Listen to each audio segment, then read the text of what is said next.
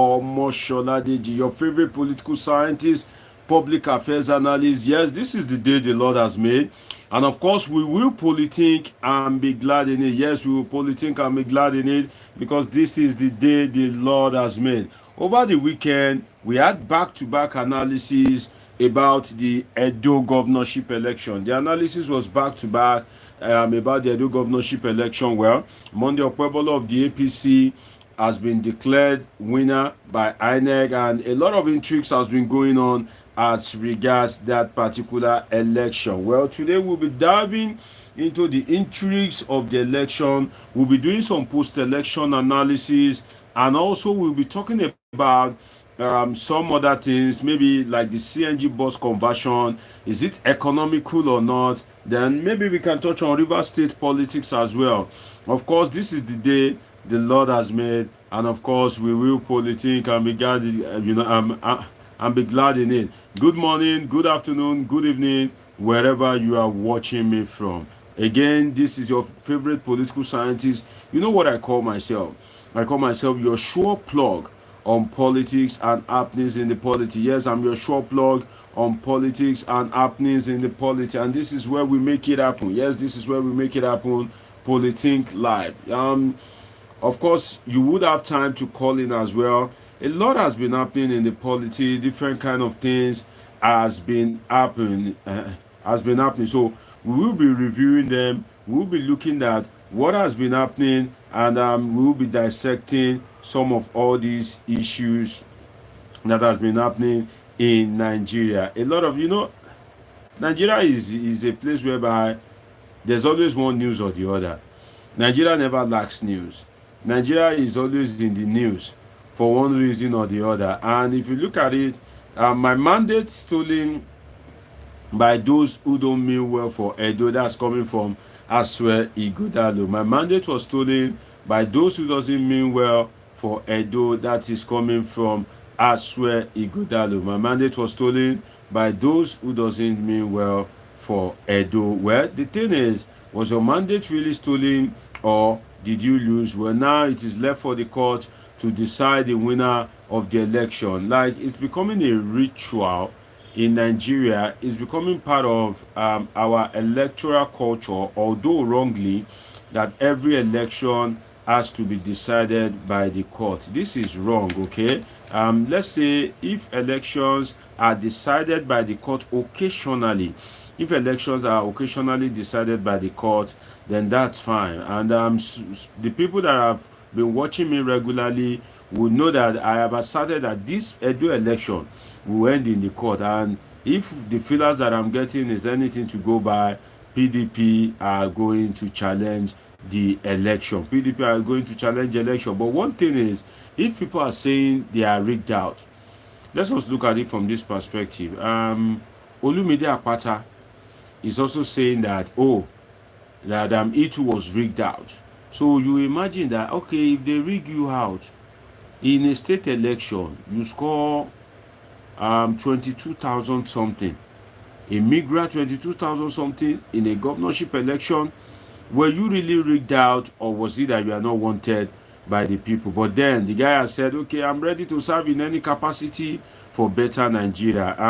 That is a bit statemently anyway, for Olu to have said, oh, he's ready to serve in any capacity. And one thing is, I think I see Olu's candidacy as when we were quite younger, and GC then, when GC was popular. Now, whether they are writing GC or not, nobody even knows. When I was quite young, then when they are writing JAM, the day they are writing JAM, you will know that they are writing an exam. Even all those illiterate grandmothers then that don't know anything, right? They would please do all to like this video. I think somebody liked this video, then the person clicked on it again, and that unliked it. So do all to like this video if you are watching me. So I remember then, like, if they are writing GCE, especially the day of English and Maths, right, and also the day of JAM, the people like our grandmothers then, some of them are not educated at all. They don't know what is going on, but they know that these children, they are doing something today. They are writing one exam. They don't know what that exam is, but they know that one exam is being written today. I remember if they are writing JAM those years, that's particular Saturday morning, shout out to you, Michael Fidelis. I see you. God bless you for joining the broadcast. Okay, he's saying, hi, doctor. God bless you, sir. Happy to have you on this broadcast. So, and what was I saying? JAM, right? That JAM, if they are writing it, especially in Lagos, everybody will know that these people, they are writing one exam. Even all those grandmothers that don't know anything, they will know that these kids, there is something that they are doing. And I remember those years, they will say, oh, write this exam to gain experience, especially when you are in SS2. I did my first GC in SS2. Don't ask me about the result. It wasn't too good. But then I think I got, despite being in SS2, I got C4 in government. There's a subject called government in secondary school. I got C4 in government. So since then, I've always known that this thing, this political science something, it be like say, I think I got C4 in government. Then I got is it C4, C5 in Christian religious knowledge, which is like CRK, right? I don't know whether they still call it CRK, or maybe we should say Bible knowledge. And some schools do call it Christian religious knowledge. So that one I made, I think C4 or C5. So I was thinking, this one that I made, I passed only government and I passed only government and Christian religious knowledge. Then I was quite very young. So I was thinking, this thing, is it that God is calling me to be a pastor? Because why didn't I pass English and Maths? Why is it that it is CRK and government that I pass? I've always liked anything governance, politics, and I'll tell you the story while I was about getting admission into university in Nigeria for my BSc. So what am I trying to say is that those years, if you are brilliant, if you are kind of like, maybe you are average or a brilliant student, they will tell your parent that GC is very difficult, to that you need experience. So they will now tell your parent that let him write it at least to gain the experience. That's just the essence of writing GC at that point in time. That okay, let him write it to gain experience. So if your parents have the money, they will just say, okay, write it. They won't be expecting any fantastic result from you. They just want you to write it just for the sake of gaining experience. So I wrote it and it wasn't too good. I remember that I passed government and CRK. I think maybe English I got D, Maths I got D. What am I trying to say? The participation of Oludi in this election, right? Oludi has always been a professional all his life. That's what he has been doing. He has been a professional lawyer. He has been chairman of MBA, Nigerian Bar Association. He has done well for himself as a lawyer. He's a successful lawyer. But then it's as if you've been doing 9 to 5 job. You've always been doing 9 to 5, 9 to 5. Iron is saying, hello, boss. Shout out to you, Iron. Iron, why are you watching me from? I think I'm seeing you for the first time. Is this the first time you are watching me? And where are you watching me from? Shout out to you, Iron. So, Oludi, there's always a first time. So, I see this Oludi's candidacy as, a migration. Yes, migration. For instance, if you are doing 9 to 5 job, right, and suddenly you now want to go into business, definitely you can't know everything about business. There will still be some lapses. It will take time for you to blend in, right? That's what I see this Oludi's candidacy as. So I see his performance by scoring 22,000 something. I see it as when I first wrote my GC that year, that my performance wasn't excellent. That's what I see this Oludi's candidates as. So it is not right for anybody to rebuke him or to see him as a failure. What I see it as is a migration process whereby you are migrating from one field, which is being a professional lawyer, into the realm of politics. So being a professional lawyer is that you are practicing. All your relationship has been with lawyers. But now that you have gone into politics, you have to interact with market women. You have to be able to know how to lie. You know, Nigerian politics, let's be sincere with ourselves. You have to be able to know how to lie. Well, you have to be, should I say fetish? You know, I think I would say so. You have to be fetish. Fetish in this case means if it is pastor that will be praying for you, they have to be very serious and be fasting and praying very well. If it is imam, they have to be strong with their tira. If it is, you know, I want Yemi, you understand? If it is the mothers, you know, they have to back you, because a lot of people will be calling you every day. And when you are in politics, right, especially politics in this part of the world, there are some people that want to come and meet you. Some of them would have used what they call afoshe. You know, some of them would have used what they call olugbon. Sorry, if you are not Yoruba, I think that afoshe will be best interpreted as talk and do. You know, talk and do. Like anything that they request from you, you will do it, right? So some of them would have come with all these charms and magic. There are some people that before they go and see Obaseki in Edo, they would have slept on different mountains because they just want to see Obaseki for like 10 minutes or 5 minutes. They would have gone to different Baba in Oshogbo, Baba in Ibadan, Baba in Wari, Baba in Sapele, you know. So imagine the amount of people that are now kind of like calling your head every day just so that you can favor them. That is one. Two, they are also enemies, right? They are enemies that will be kind of like, you know, running after you, that you should fail, that you should fall. That one is there. Then there are also people that you see as friends, but are not friends in the true sense of it, right? Those ones are there.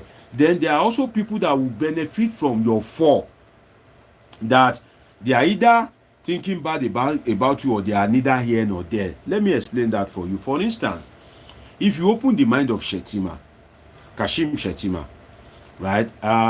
There's one thing in life. If you are the richest man in your household, that's human nature. After a while, you want to be the richest man in your community, right?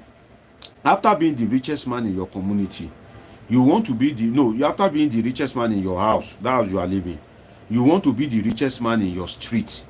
After being the richest man in your street, you want to be the richest man in your community. After being the richest man in your community, you want to be the richest man in your village. After being the richest man in your village, you want to be the richest man in, a couple of villages around, that they should be hearing about you from the next village. After you have done that, you want to be maybe the richest man in your state. After being the richest man in your, that's natural manage. You are still not satisfied, right? After being the richest man in your state, you want to be the richest man in your region. After being the richest man, you will still not be satisfied. You want to be the richest man in the country. After being the richest man in the country, you that you are watching me, you want to be the richest man in Africa. After being the richest man in Africa, you want to be the richest man in the world. It is normal human nature, right? And that's why you see that somebody like Bola Ahmed Tinubu, he has had everything. The only thing that he doesn't have is being president of Nigeria. That's the only thing. He has been governor, he has been senator, he has been, national leader, he has been godfather. The only thing that he doesn't have is being the president, president of the Federal Republic of Nigeria, Bola Ahmed Tinubu, GCFR. But he wasn't satisfied till he got it. And you want to hear the truth? Still, Bola Ahmed Tinubu may not be satisfied. He may still want to be a regional godfather, whereby he will be determined who will be president in Togo, who will be president in Ghana, who will be president in Benin Republic, who will be president in Liberia. That is how human nature is, especially people that are power oriented. So what am I trying to say? When you are occupying a public office, there are so many people that are raining incantation on your head every day. Those that want to seek favor from you. There are some people that will even carry, what they call ebo. Ebo should be, somebody should help me with that, with the English of ebo if you are Yoruba. sacrifice, a bit spiritual sacrifice that they'll go and put on the adjacent of Tiri Street, you know. God bless you, Jonathan Olutunde. God bless you, Emmanuel Isosa. Great to have you. Say good evening, Dr. Deji. You know, God bless you. Please, Jonathan Olutunde, Emmanuel Isosa, please like this video. Do well to like this video. Press the love button. Okay. God bless you. I'm great to have you. God bless all of you. You know. So that those people, we are just learning on a soft note. Oh, you understand? Before I go into some detail, let's just learn from each other, right? So when you are in a political office, you are so many people. I can confide in you as a political scientist that African politics is different from Western politics. Western politics, if you look at yourself and you are not qualified, you will naturally step down for a better person. For instance, if you were to be the West, if they look at the profile of Asue Ighodalo, okay, this guy, board of many companies, great guy. They look at the profile of Oludi, right? Oludi, they say, man, this guy is a great lawyer. They now look at the profile of Monday Okpebholo. They see that, this one at Betrayal, this one, Inobiam. Monday Okpebholo would naturally step down. Naturally, he will step down. Or the party will force him to step down and he will just eat to the call of the party and just step down.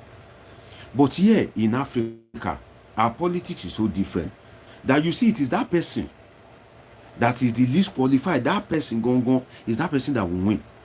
Is that person that do not attend debate. You know, as in, how do I put it? Our politics is like negative, like regressive. That's how I can put it. We play what I can call regressive politics in Africa, right? Because naturally, the best is supposed to lead the rest, right? The best is to lead the rest. But you find out that sometimes in Africa, it is the worst that is leading the rest. And that's why I usually tell people that you need to be serious with politics. You need to be very, very serious, because no matter who you are, if you are not interested, you see that admiral will just grab that power. You know, that street touchy, that Yahoo boy, that hooligans will just grab that power. And we use that power to lord over you. With all your education, with all your exposure, it will use that power to use DSS to pursue you. It will use that power to tell police to arrest you, you know. Z63855. I think you are watching me for the first time. I've now seen somebody with a number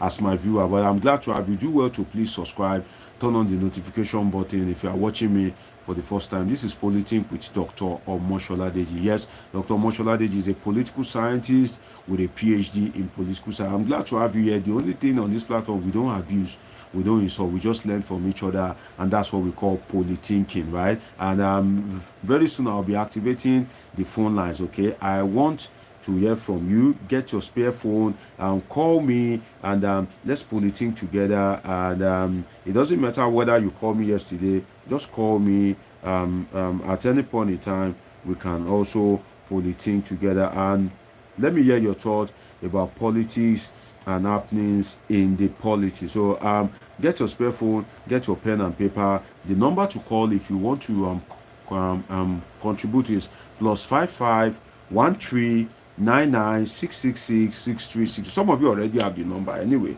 Feel free to call in. Maybe you still want to talk about Edo politics, right? Maybe you want to share your thought about Nigeria. I heard that in October they will be increasing electricity tariff again. You see, I'm coming to how Edo failed to reset Nigeria. You know, I'm coming to that. So the number again is +55 13 99 6361. WhatsApp only, okay? WhatsApp only. +55 13 99 6361. WhatsApp only. Again, let me call it slowly. +55 13 99 6361. WhatsApp only. Feel free to call me on WhatsApp and let us polythink together. I'm Osa Ogbemuda. Osa Ogbemuda, you should be calling me right now, because I think you are from Edo State to Ogbemuda. I think I think that's Edo name now. Yes, I think yes, I think so. Also, Bermuda saying good evening, my brother. In Africa, it's jungle politics, and Sujit does say I think you are trying to say hello, right? So feel free to call me +55139966666361. So as I was saying, in Africa, you see that it is the worst that is leading the best and the rest. Normally, it is the best that should look at what happened in Edo State now, with profound respect to Monday Okpebholo, right? If it is the people's choice, truly, that an election was truly conducted and he wins, that is the benefit of, that's the beauty of democracy.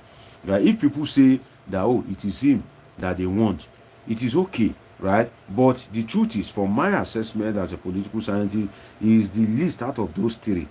Because I can't compare a Monday Okpebholo to Olumide Akpata or Asue Ighodalo.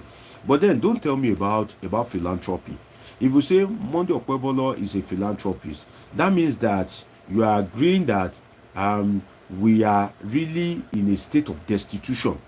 Yes, that is what it means. Because in the Western countries, being a philanthropy only matters to people that are destitute, to people that don't have, because normally, people are already living fine. Things are going well with them. Things are going fine with them. So your philanthropy, it doesn't count. They don't need your philanthropy to build road. No, government has built the road. They don't need your philanthropy to build bridge. Government has built the bridge. Your philanthropy is not needed to buy transformer. There's already electricity. Your philanthropy is not needed to buy vehicle for police. Government has buy more than enough vehicle. Your philanthropy is not needed to give people scholarship, because government has provided free education. So when people come and all what they can say about Monday Okpebholo, with profound respect to him, governor-elect in Edo State, is that he's a philanthropy. To me, I see it as arrant nonsense, because for you to say philanthropy counts, that means that you are saying that Edo State people are majorly people in a state of destitution, because ordinarily philanthropy shouldn't count. Let's be sincere with ourselves. And it is not only in Edo State, in Ekiti State. If you are watching me for the first time, do well to subscribe, do well to turn on the notification button, and please like this video, my people. Like this video, so that other people can get to enjoy it. Can get to enjoy it. God bless all of you. I love you all. Okay. So in Ekiti State as well, Ayodele Fayose became popular because he was providing water. Don't take my word for it. If you are, at least it won't be as bad as you won't have any Ekiti son, Ekiti, somebody from Ekiti as your friend, or maybe your primary school mate, secondary school mate, your work colleague. So don't take my word for it. Then Ekiti people were lacking water. So Ayodele Fayose had to buy this big truck that used to have this big something at the back, that tank, that big one that they used to do this, that they used to carry fuel. That one, those tankers that they used to put big tanks. Ayodele Fayose bought it, and he was distributing free water. For me, it is good that he did that for the people. He met their need. But then, if you look at Ayodele Fayose's words before he became that governor, and his words after he became the governor, you will see that the water he provided is bullshit, is nothing compared to what he has gained. Ayodele Fayose now has written the name of his family in gold, all because of water, ordinary water. The water that God himself is giving us for free, right? That is pouring as rain. The water that is in all the ground. Just dig where you will see water there. If somebody can use ordinary water to win the heart of people, and he became governor, it shows that Nigeria is on the lowest low when it comes to development. The message is part across is that Nigeria is a failed state in terms of providing for the needs of the people, in terms of providing for people's welfare, so that Nigeria is at the least, is at the lowest, and I'm sorry to say, apologies, the leaders are just terrible. That's why I call Nigerian leaders unexcellent excellencies, because all what you see every time, is all this 10-yard agbada, you know, properly starched with filler. And people will be saying, Your Excellency, Your Excellency, Your Excellency, Your Excellency. But look around that person that they are saying, Your Excellency, Your Excellency. Nothing is excellent. Nothing is excellent. Some of them have failed to pay minimum wage, but they are riding luxury cars. Some of them, the people that they are ruling over can't even eat. So where is the excellence in excellency? You should be saying Your Excellency because that person is excellent, right? You know, this is just simple English. When you say Your Excellency, that means that you believe that that person is excellent, that there's something excellent about that person. That's why you are saying Your Excellency. But in Nigeria, you see them use the word Your Excellency, whereby the person they are using it for, nothing is excellent. I'll give you an example. Yaya Bello, right? When he was governor, what is really excellent about Yaya Bello? Because when he was leaving office, you remember the video of that woman that went to protest in front of Kogi State government house. She's a teacher or a retired teacher. That she was saying, oh, Yaya Bello is a thief, Yaya Bello is a failure. Are you calling somebody that used Edo State money to pay for his child's school fees for like the next 4-5 years? You are calling somebody that has stolen Your Excellency. Do we need brain check? Do we need medical checkup?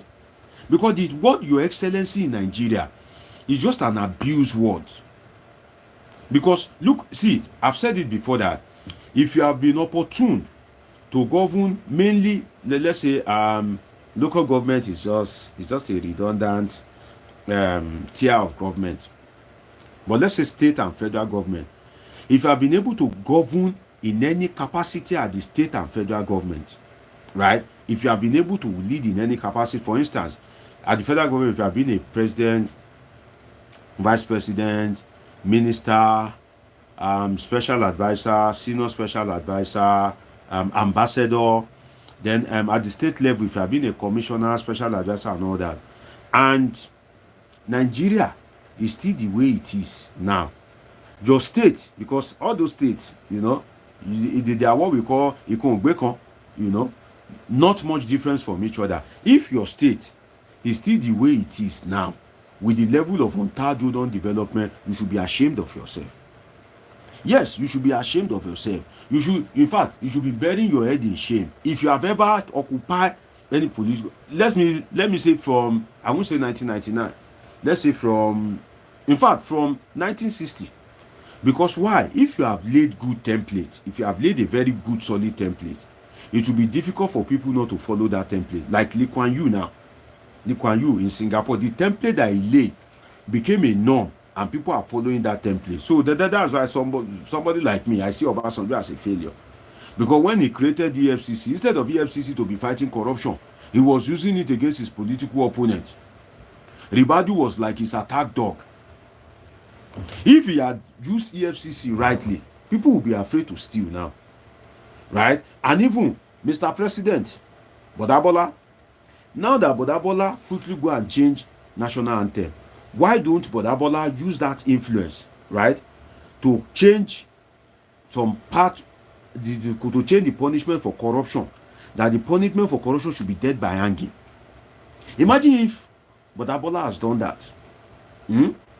If Emilokon has done that alone, you know, Shebi said God has blessed him. That, oh, you know, Auntie Remy said that God has blessed us. We've already have money. You remember when Bodabola went to Osun State, that Bodabola said, you know, how much do you have gone? That you guys are, you know, are stressing me and making noise. I say vote for Oyetola, my cousin. You guys are making noise. Eh? Do you guys have money here?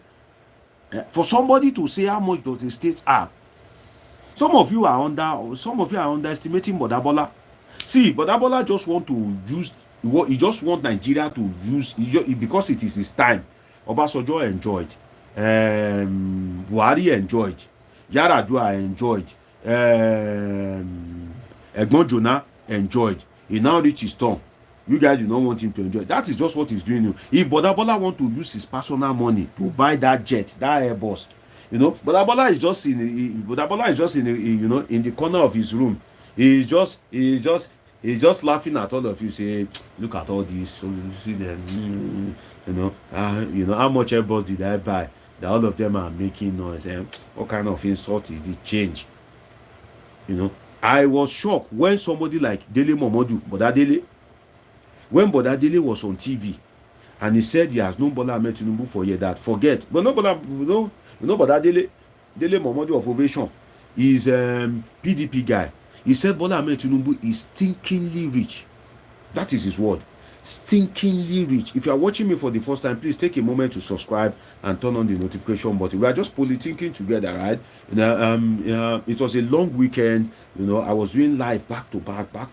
Now, Kimi, in fact, I didn't want to do the live today, but I was even seeing message from some of my loyal people. You know yourself. God bless you, my people. I was seeing message that Dr. Deji, where are you today? We are waiting. We are waiting to Polithink. And I don't take your love for granted. God bless you for showing me love. And it can only be God. And that's why I say, if you come across my platform, God has destined that you and I will be friends. So if you are seeing me for the first time, do well to subscribe and turn on the notification button. So when Dele Momodu said, but Abola is stinkingly rich, fear gripped me. Say Dele Momodu on his own a big boy. Dele na big boy. Dele don dey work with MKO since the days of MKO, right? Maybe some of you have heard that story. And at a time when people usually go to party, Ovation was reigning.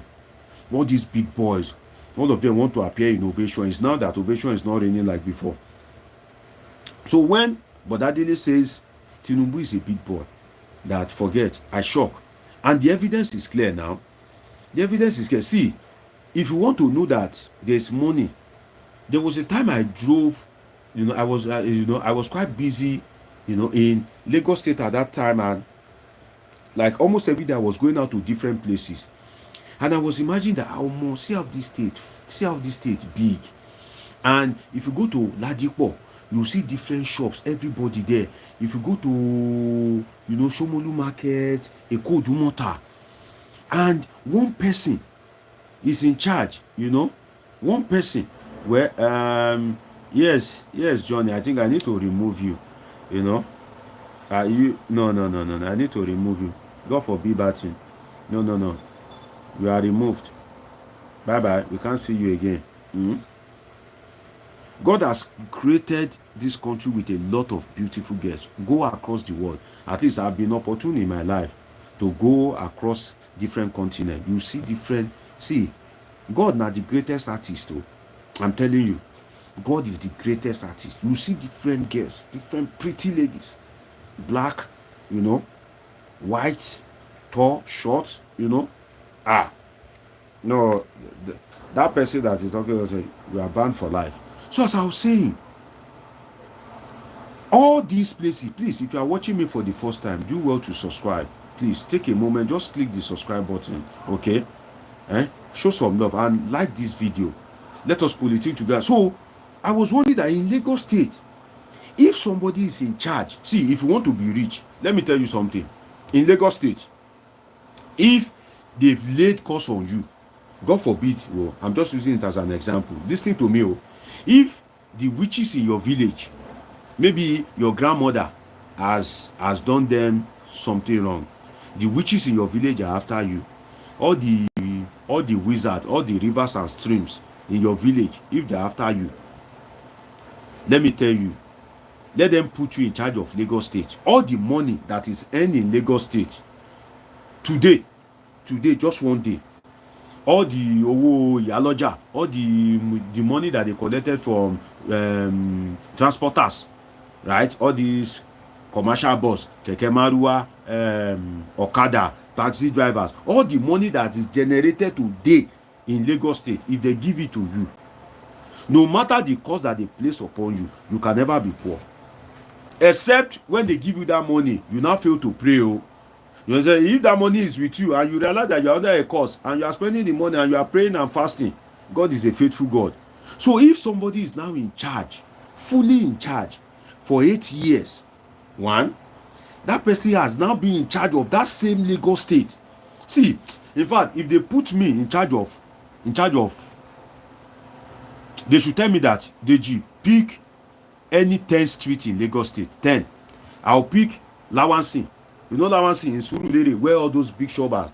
I will pick the streets in Ladipo. I will pick the street in Eko Dumont. I'll just select them like that. That all the money that they are gaining, that Lagos State is earning from that street, they should just be giving it to me. I can never be poor in my life. In fact, they shouldn't give me forever. They should just give me for 1 month. Every day, they should just be giving me that money. Say, okay, this is the money for Owo loading. You know, that they used to collect in that Oshodi. If they give you, you can never be poor in your life. So if somebody has been in charge of the whole state, see, if you want to build house in Lagos State, that you just want to submit application that you want to build house. There was a time I heard it is 1 million. They have not yet processed anything. No, you just want to build house. You just want to submit that I need approval. 1 million first. Do you know how many people are submitting approval every day? So if somebody has been a governor of that state for 8 years, and that person has been the one commanding everything that happens in that state, if he wakes up and say, it is Fashola, I want a lawyer there, Otilo. If he wakes up and say, no, now it's somebody, I think somebody is an accountant, put him there. Then if he just wake up and get angry and say, no, this somebody, it's like he's a stupid boy, remove him. They have removed him. Then he will say, it is Sanwo-Olu, put him there, you know. So if that person has been in charge of Lagos State till now, yes, till now, he's still in charge. That kind of person, do you think he's poor? He's madly rich. In fact, Egbon Tinubu is like a trillionaire. Don't underestimate that man. What he wants is just power. That, oh, I have invested politically. I have made governors. I have made presidents. Me too. Lejemimaye, na no go chop me for life. Make myself. But if it is money, forget, that guy is already made. The money that Sheyi, if Sheyi just want to be spending money, the money that Sheyi cannot spend, finish. The connection that Sheyi cannot use, finish. You don't see the watch that Sheyi will wear, is this watch? Some of you will be looking at my hand and be saying, Dr. Deji, I like your watch, oh, come and give me. Give you waiting. You don't see the watch where Sheyi they wear, Richard Mille, you know, no be him, Casey you sing, oh, Richard Mille, Atubado, you remember that song? What is the name of that song? Go, Oja Piano, right? I be waiting at the corner, no be Oja Piano. You say, you know, Richard Mille, you remember that? Casey mentioned, all this the video, Burna Boy. Now that they will, Richard Mille. Some of that watch cost like maybe 100 million, 200 million. Richard Mille. So it's not about money. And if you are doubting me, if you are watching me for the first time, please take a moment to subscribe. God bless you as you subscribe. And take a moment to like this video. For a poor man like me, if they put me in charge of Osun State, say, okay, Deji, this is the money that we earn in Osun State, to just, okay, take, we dash you. I'll be big boy. But if Bodabola himself goes to Osun State and say, how much will I get? He go, where na they do shakara. Shows how rich he is. So that jet that he bought, he just bought it because he wants to enjoy his own time. Right? So when you are in public office, every different kind of people, and I've given you, for some of you that are just joining me, you've missed a bit too, because I've given you the different category. People that like you, people that want to extort you, they are calling your head every day. They are raining incantation, they are raining juju, they are carrying sacrifice every day. People that just want you to favor them. People that hate you, they are carrying incantation every day. People that like you, people that are just there, but they know that if you fall, your fall is their own making. They are there too. They may not go to Babalawo, they may not go and carry juju, but they are there. For instance, Kashim Shettima only has one problem in his life. That problem is that person that made him who he is. And that problem, that one problem that he has in his life is Bola Ahmed Tinubu. Do you know why? Sometimes Shetima we feel that, oh, I'm a vice president, but I wish I'm president. How will I be talking to the president and I will say that let's do this? What kind of a guy is this? He doesn't used to hear word. You know? Cody Global, God bless you. I think you are watching me for the first time. Please, if you are watching me for the first time, take a moment to click the subscribe button. Let us Polithink together. See, in this life, let me tell you the truth. Sometimes your greatest enemy, you think is PDP. My greatest enemy, Atiku. That Atiku, maybe he's even responsible for the insecurity. Maybe it is the Atiku that is funding that. Obi. They say you lose election. Now you want to go and fund protest as they are accusing Peter Obi, rightly or wrongly, which I think it is wrong. Because as I've said before, for some of our regular viewers, when you say it was Peter Obi that sponsored that end bad governance protest, in fact, you should go and pray and fast for forgiveness. Because with what happened in the north, that if you say it is Peter Obi, you are overrating Peter Obi politically. What is the performance of Peter Obi in the north? Does Peter Obi have the influence to kind of like to command the poor people in the north to troop out? No. So why won't you let Obi rest? But all these boys, all these Bayo Nonuga, all these, maybe one day I'll come and tell you how the people around you, as a political scientist, I'll come and tell you, and I'll give you examples of some government within and outside Nigeria, how it is people that are close to them that ruin them. It is people that are close to them that ruin them. But that is another talk for another day, right? So if you say it is Peter Obi that sponsored them bad governance, it is a lie. Peter Obi does not have that capacity. Peter Obi is only politically strong in the south. But the protest was even more violent in the north than in the south. So why are you mentioning Peter Obi? But you see all these boys in the presidency, they know that if they mention Peter Obi, Oga here go, Obi want to remove you. Obi want to do this. Obi will be gentle boy. Now Obi na go dey mention. Why na no mention Atiku? Make it come be fire for fire. Because Obi na gentle guy. Now don't see the guy, she say now, you know say sometimes na gentleman they suffer. You know. If they don't say you be gentle guy, now you they go they throw rubbish at because they don't say no be issue.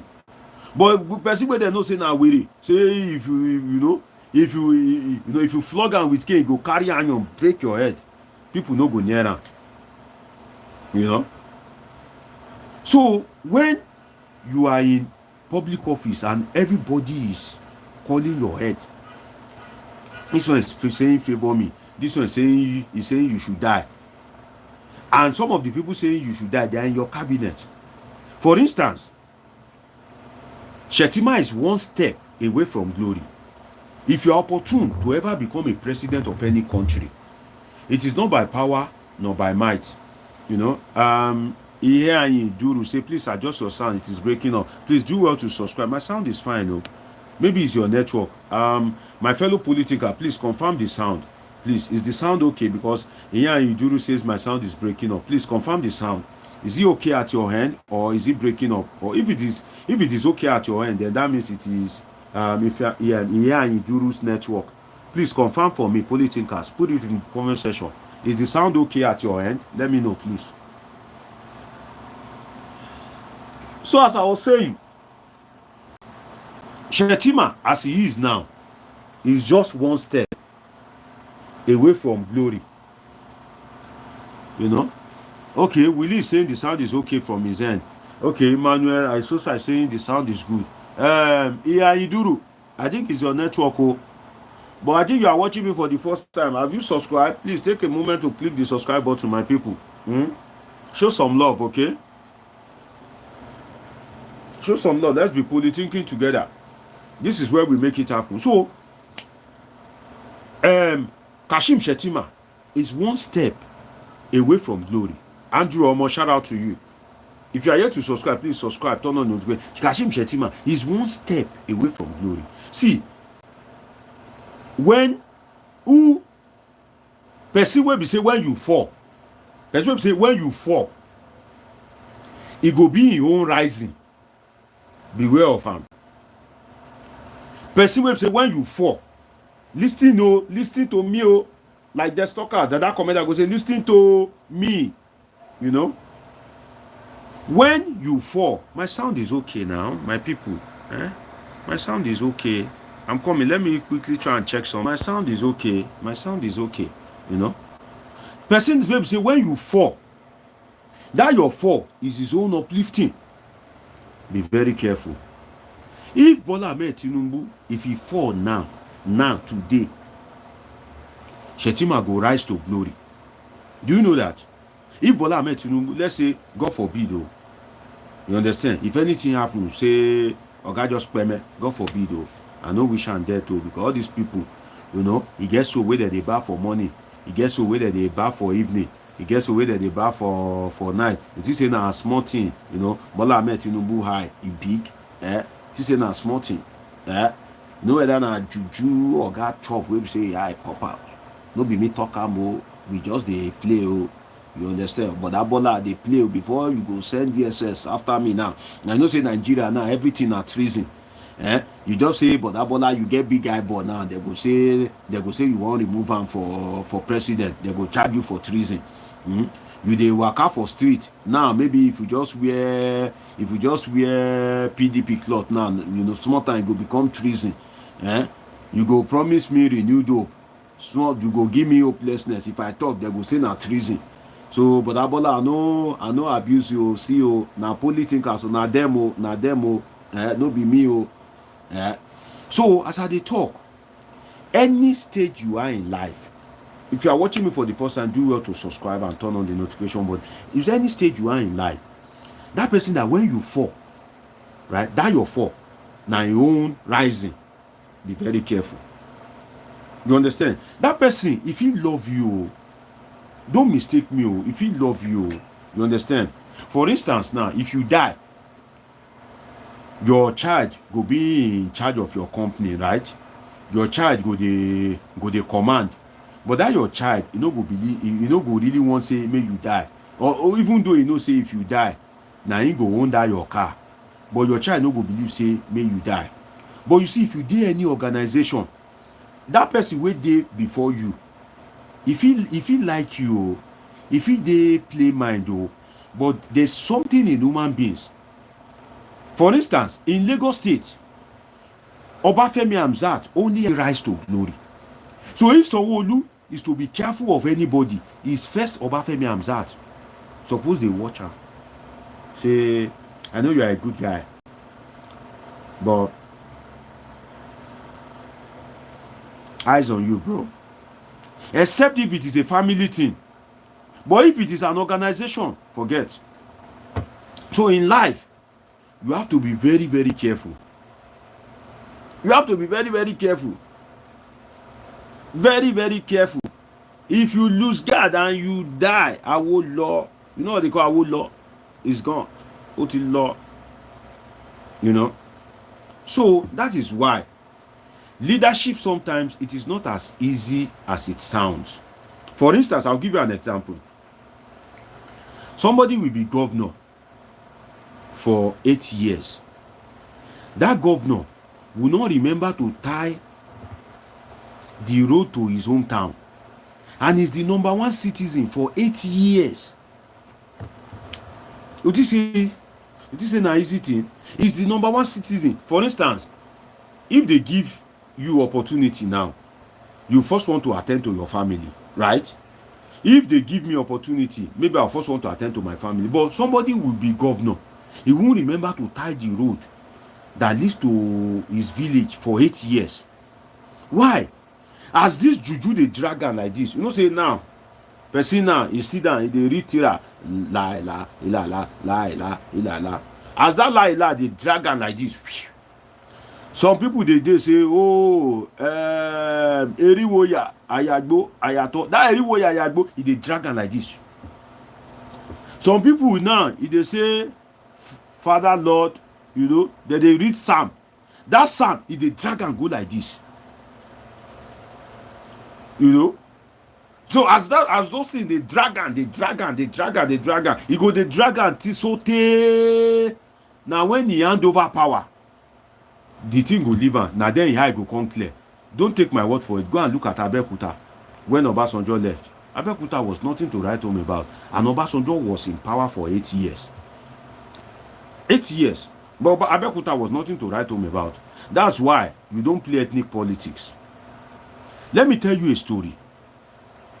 This story, anytime I remember, it touches me daily.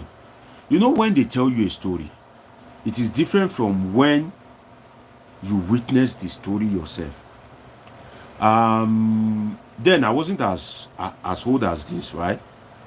In 1999, when they brought Obasanjo from prison. Hear this story, oh.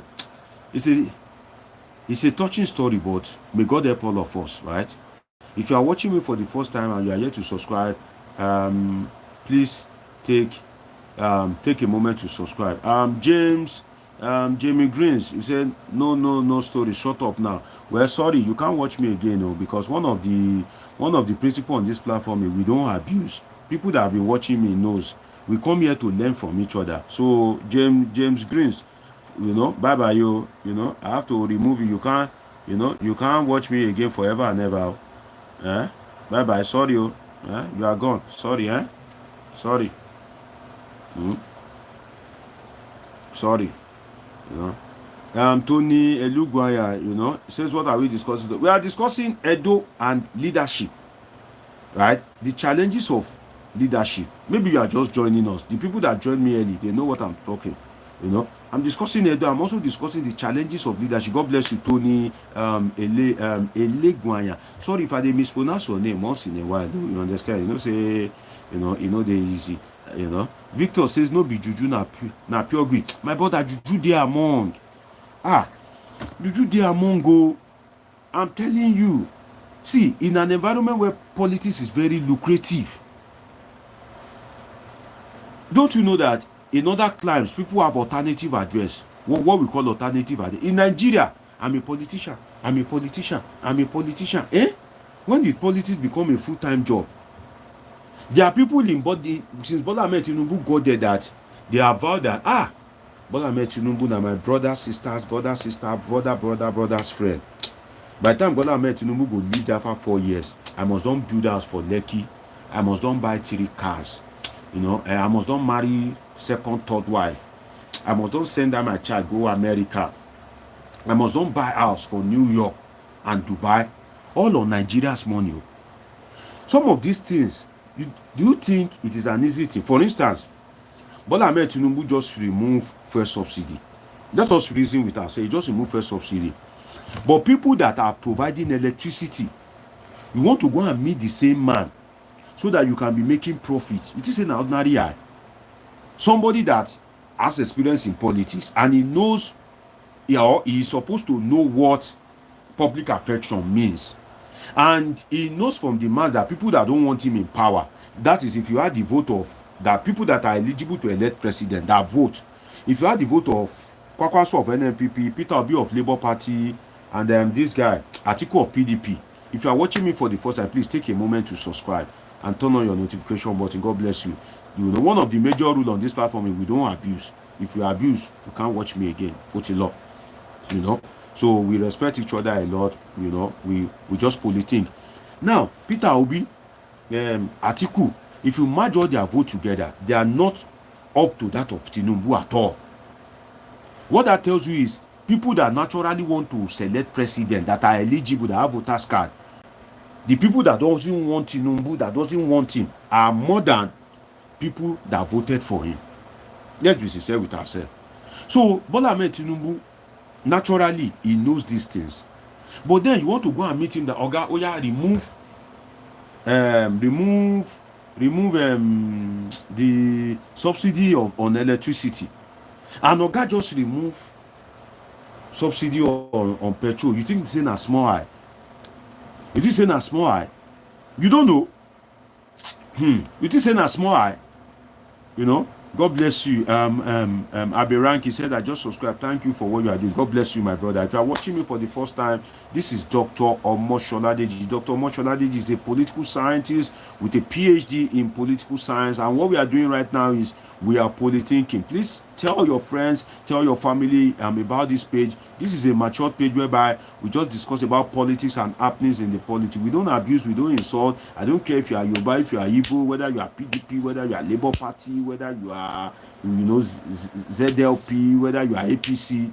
You understand? And that's why I don't tolerate abuse on my platform. So you are free, to drop your comment. You are free to say whatever you want, but don't abuse people.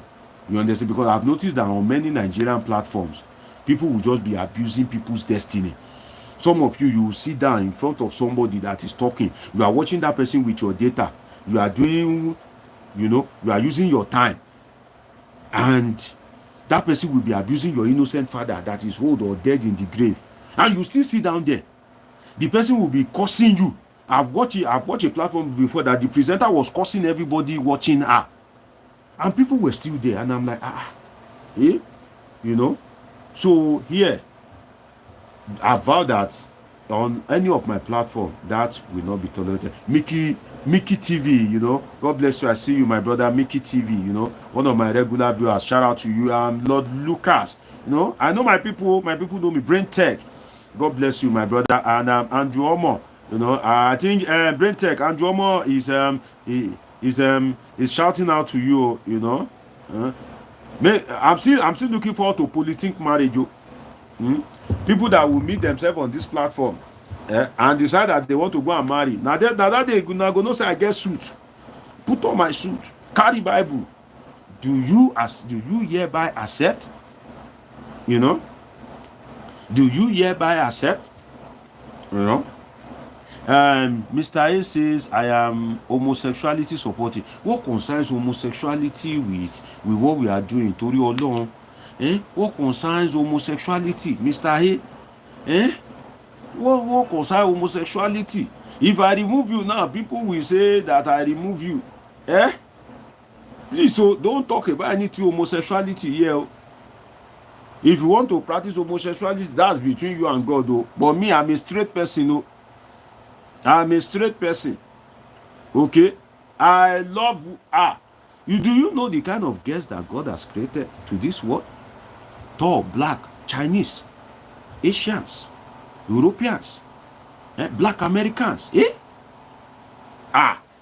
Mr. A, please, don't let me remove you. What we are doing now is we are Polithinking, And I think my people already, they know themselves. Now they greet to themselves. Now no greet me. Now they say, Andrew, what's up? Andrew and Brain Tech. And Emmanuel, who they say thanks, more grace. And Danny Eyes says, I hope to get away. Danny Eyes, you are here to shop for a wife. Okay, if you are a lady watching me, now so one woman call me from UK, Lady B. Already, Nigeria, now they hear sweet voice. Now don't say the woman, elderly woman, now they hear say the voice they sweet. Some of them don't already they fall in love. Hey, now want to put me for trouble.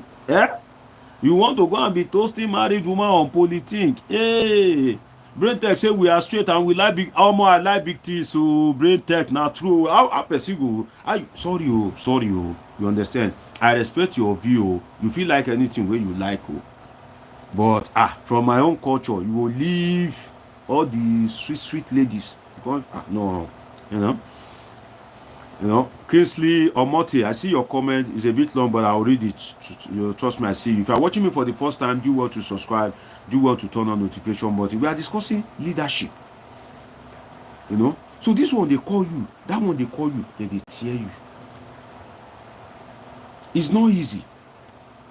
So if you go and meet Boda, say Boda, if it is not, let us be sincere with ourselves. If it's not something like a spare, don't take my word for it. Don't say, Dr. Deji is a political scientist and you take everything I say, hook, line, and sinker. No. Do your research. Look across the world. Some of you are watching me from different parts of the world. My platform is a mini world on its own. As I am right now, if I say, drop where you are. In fact, if you are watching me right now, where are you watching me from? You will see that this my platform is a mini world on its own. There are people watching me from Nigeria, from Brazil, from Europe, from Oceania, from Australia, all over the world, right? See, if it is not a spell, check government all over the world. The first term is usually the best. The first term is usually the best. So if you see what I talk, Danladi Suleiman, Australia. Where are you watching me from? Just to prove that this my platform is a mini world on its own. People are watching me from everywhere. You see now, Kazim Lawal watching me from London. You see him? You see Jayola Konde Abu Dhabi. You see him? You see him? Mickey D TV say, Dr. Deji, how was the Edo election? What's your view about the whole saga about election? My part, go back to all my live video. During those elections, some of you know I was here back to back, even before the election. Daniel, I say, just subscribe. I love your topic. You see, Aberanki from Edo. In fact, you see, somebody is calling me from Holland. I've been to Holland before. Kennedy Igbarosa, you should know. Hey, what's this place? So, Efteling. You should know Efteling now. That place that is like a tourist spot where they relax. Efteling. Then that I saw this stadium, Ajax Stadium. You know. But Adeba say, please play that Oshiomole's video. You know. So it's not that easy. In fact, make I find video play for now. Since it be like say now they like video. Here I no go they go art movie like this. Make una come they, make una come they watch my movie, you know. But I know I won't talk about this leadership fair, but now just they drag me go Edo. Polithinkers now so now they do. Is that how you used to do? I want to try and there's a video I want to show you people. You know that there's fire on the mountain. I saw video of Kabaka and his boys. They were walking like this. They were marching like and I saw that video and like Edo Iyaje Edo now is NYSCO. Now your what? Now your struggle continues. Now your suffering continues. Kabaka and his boys were walking like as if they are. In fact, in the next moment they declared themselves Jesus Christ. They were walking on the street like, I'm like, hey, is this what Monday Okpebholo will bring? If this is what Monday Okpebholo will bring, Edo is in trouble, you know. Mikidi TV say your topic on leadership is a good one. See, let me round up on this leadership. Jami Jolan say, how are you, my friend? Jami Jolan, I'm seeing you for the first time. Jami Jolan, have you subscribed? Alex Kudi Magui says, God bless the big man. I've missed the channel for more than 2 weeks. Good to be back. Watching from Kaduna. Where you go all this while? Where you dey? You don't miss a lot. There's no internet where you are. You are missing Polithinking. So, if it is check across the world, the first term is usually the best. But if you look at the government of Bola Ahmed Tinubu, if this first term is like the best, that means that Nigeria would have died. Nigerians would have died. Because right now, Nigerians are dying. Hunger. I've never, there's something that has happened between Buhari and Tinubu that I never thought that I can witness it in my lifetime. And I'm not going to die young. Because I want to Polithink with you guys for like 100 years. That time, some of you would have been and I was like, Mickey D TV. How many years? I don't know Mickey D TV now, like 70 years ago. Mickey D TV. Bossa Debayo. Because I no go die now. No, I go live long. I am descendant of Methuselah. You know, when they trace my ancestors, you know Methuselah, that grow old. That's that's my ancestry. Some of you that like to sleep, you are descendant of Jonah. Any small thing, You are descendant of Jonah. Me, I'm descendant of Methuselah. So I will grow old, very old. I will polythink till I die. I must polythink. There are too many things in this brain. I must not die like that now. If I die without polythinking, now straight to fire. You don't know. When you have knowledge, see, when one of my professors died, Professor Trevor Parfit, great guy, in the true sense of the word. It was the one that supervised my thesis, what you guys call project in Nigeria, while I was studying for my Master of Arts in International Relations at the University of Nottingham in UK, Professor Trevor Parfit. Some of you can Google his name, you will see him, Trevor, Trevor.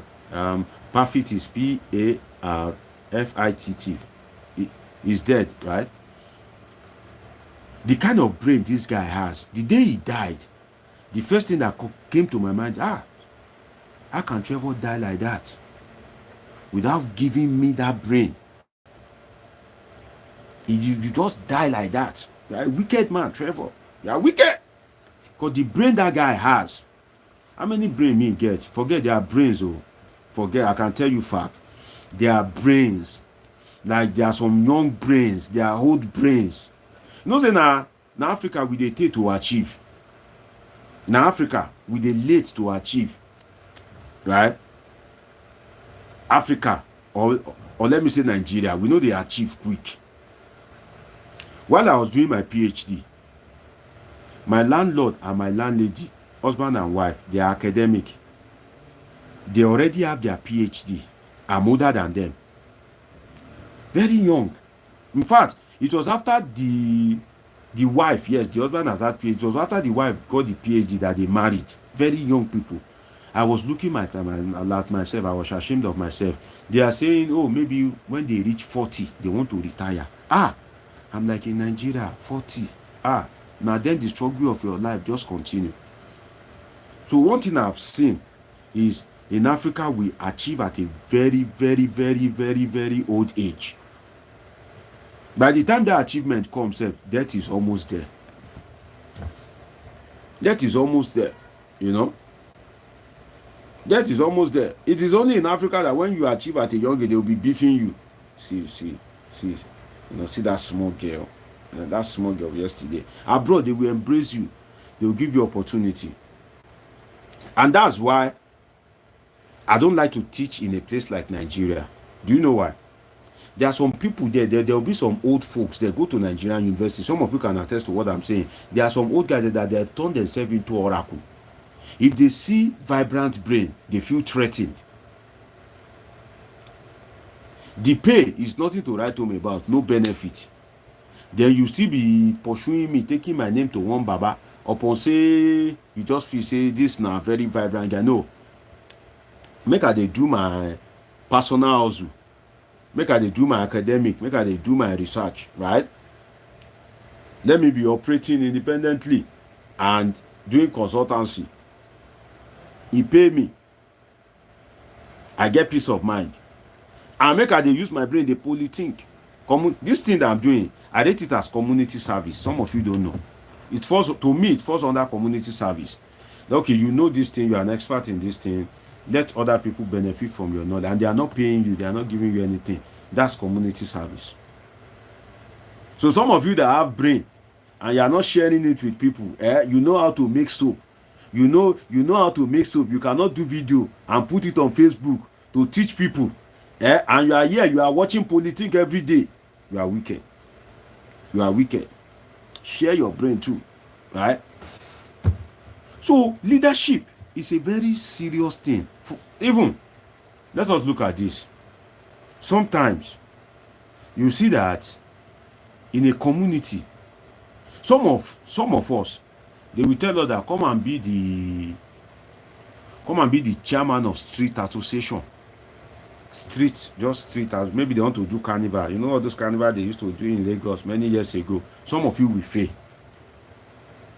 It's just ordinary street association. So it is really not an easy thing, but the problem we have is when you are serious, when you are trying your best and you fail, it is understandable. But Nigerian leaders, greed, greed, insatiable taste for power and wealth. I've never seen anybody as greedy as Nigerian leaders. See, all these Obodo Yibo countries, they will chop. When they chop, they give people too. They go chop, they release to people. But in Nigeria, they go chop, crush the bone, swallow the bone, lick the plate. They know the leaves give people. For instance, I've argued before, I've even said it on TV before. Some people will think, what's this man say? You know, one of the insulting occupation you can have is to be a political scientist, because everybody has one political bias or the other. So if you are saying something, if what you are saying doesn't fit their political bias, you are not okay. Why? I said it that Nigeria has no reason to be buying fuel for 800 and something naira. No, now something that you have in your backyard. Then I saw it on social media today that in Libya, fuel is sold for like 52 naira. Then, in my mind, I'm like,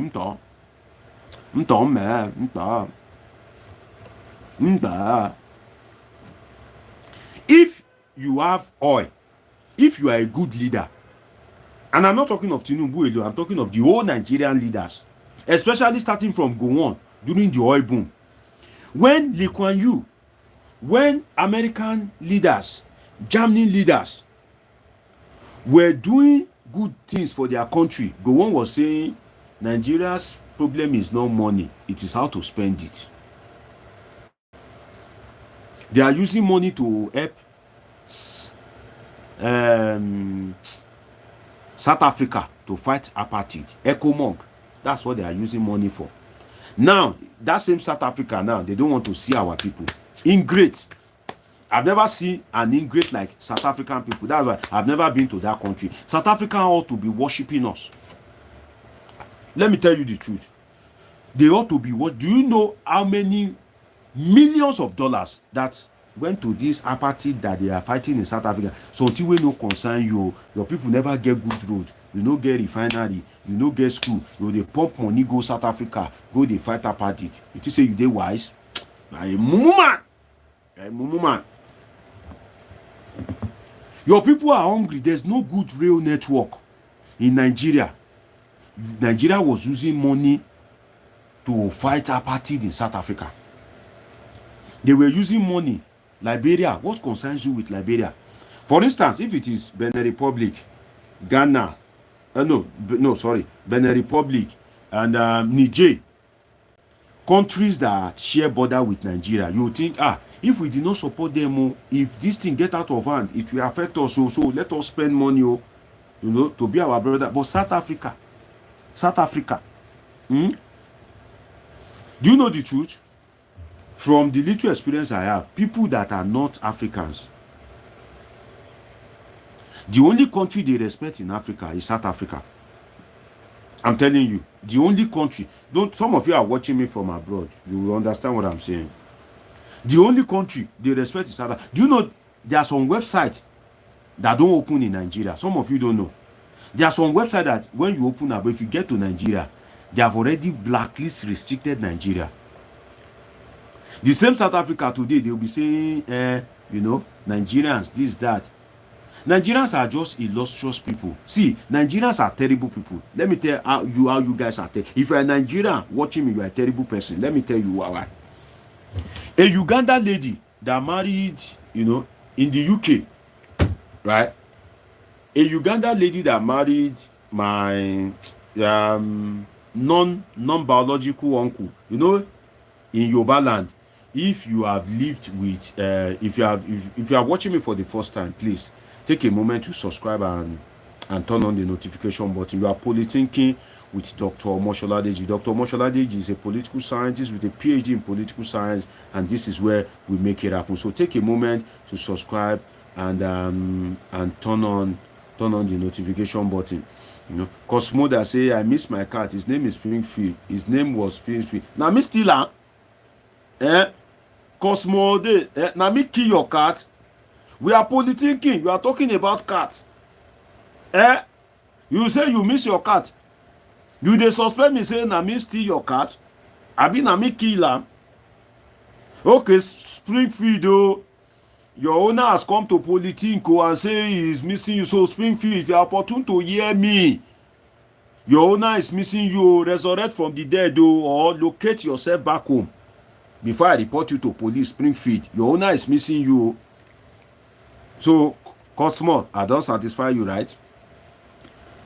South Africa, as I was telling you, that's my number. You know, in Yoruba land, if somebody, if you guys are lived together in a community for many years, you guys are now like family. That's it in Yoruba. That's why they say otoreba dun dun dun dun loreman debi.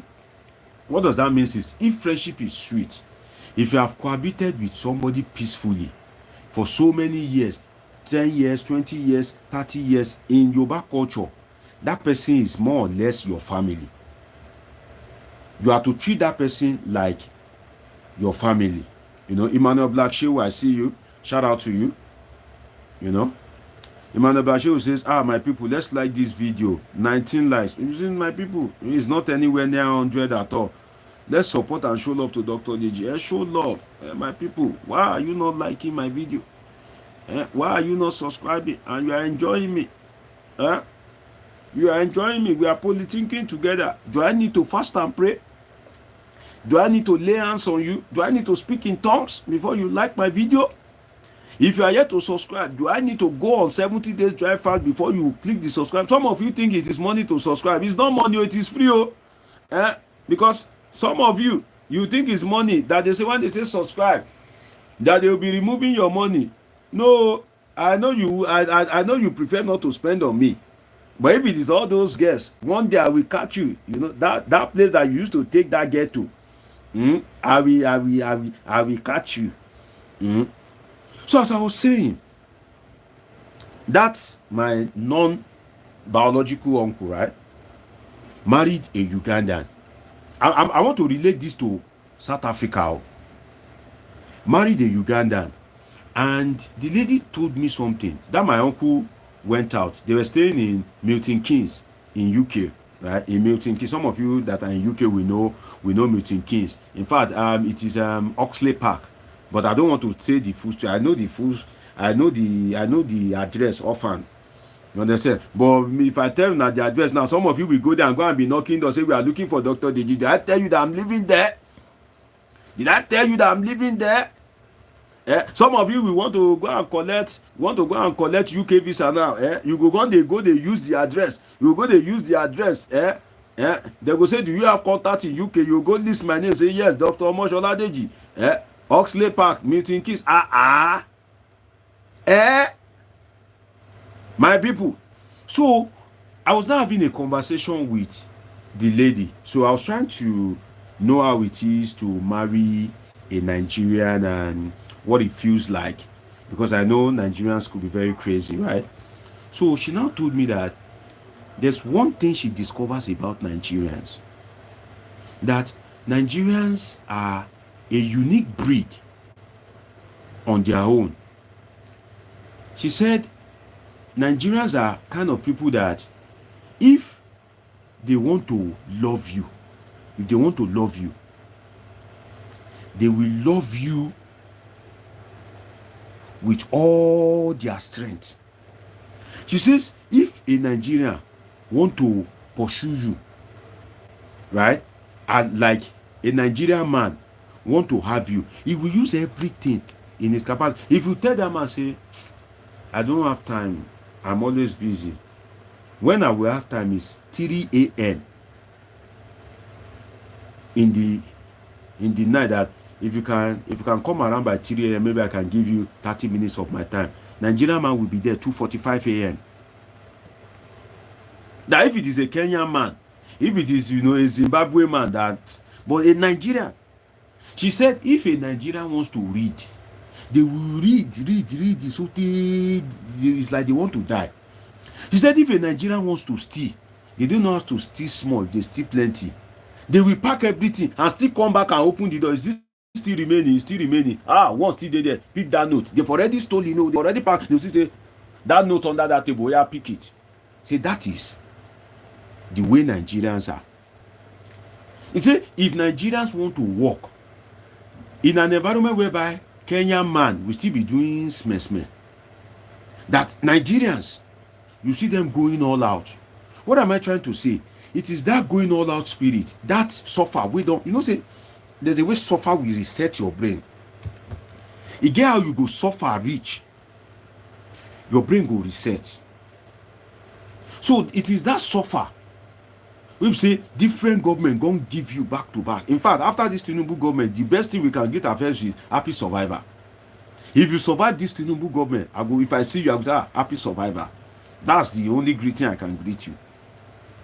So when Nigerians get to a place, they stand out amongst other Africa, because in Nigeria, if you want to use phone, there's no government that has put in place whereby, in the UK, some of you watching me from UK, Australia, a new iPhone will come out now. You feel no get phone, you just walk into a store, give them your IC number, your what we call NIN in Nigeria. You walk home with a new phone. Instantly, you are a phone owner. You go to pay back small. But in Nigeria, you go to save that money small. You go carry and cash. If that phone is 800,000, they will go transfer. In fact, they will still say, wait, we never see alert. In fact, after seeing the alert, some people will still tell you, send receipt, send it to this WhatsApp number. They will still say, send WhatsApp number. So that spirit, that suffer way we don't go through. When we see opportunity, we are always at our best. And that is what is inconveniencing South African people. Some of these South African people are naturally lazy. Or I shouldn't say lazy, I should say laid back. I think that's the right word, laid back. If you are watching me for the first time, this is Polithink with Dr. Omoshola Deji. Dr. Omoshola Deji is a political scientist with a PhD in political science. And this is where we Polithink. What does Polithink mean? Well, we discuss about politics and happenings in the polity. This is where you get the latest analysis and gist as regards what is going on in the political atmosphere. And very soon I'll be playing you some videos. I told you guys how to know Kabaka boys, how they walk as if they be mini Jesus Christ. I'll be playing you that video. So if you are watching me for the first time, please take a moment to subscribe. God has destined that you and I will be friends. And if you don't subscribe and you are enjoying me, tomorrow you want to watch my video, you have even forgotten my name. What's that his page? What's that his page? You've forgotten. That's the essence of subscribing now. So take a moment. So subscribing is free, okay? You won't pay any money. So don't think it is money. I know say Nigerian now kaku too much. Some of you will think that to subscribe is money. It is free. So anywhere Nigerians are, that suffer, we don't beat them. Nigerians are always going all out to excel. Because why? They are coming from a country whereby there's no leadership. Let's be sincere. See, let us tell ourselves the truth. My fellow politicians, let us tell ourselves the truth. In Nigeria, let's tell ourselves the truth. What we have is rulers. There's really no leaders, right? What we have is an administration. There's no governance. What we have is an administrative entity, in the sense that if they are saying Nigeria, the trees will not raise their hand to say, oh, yes.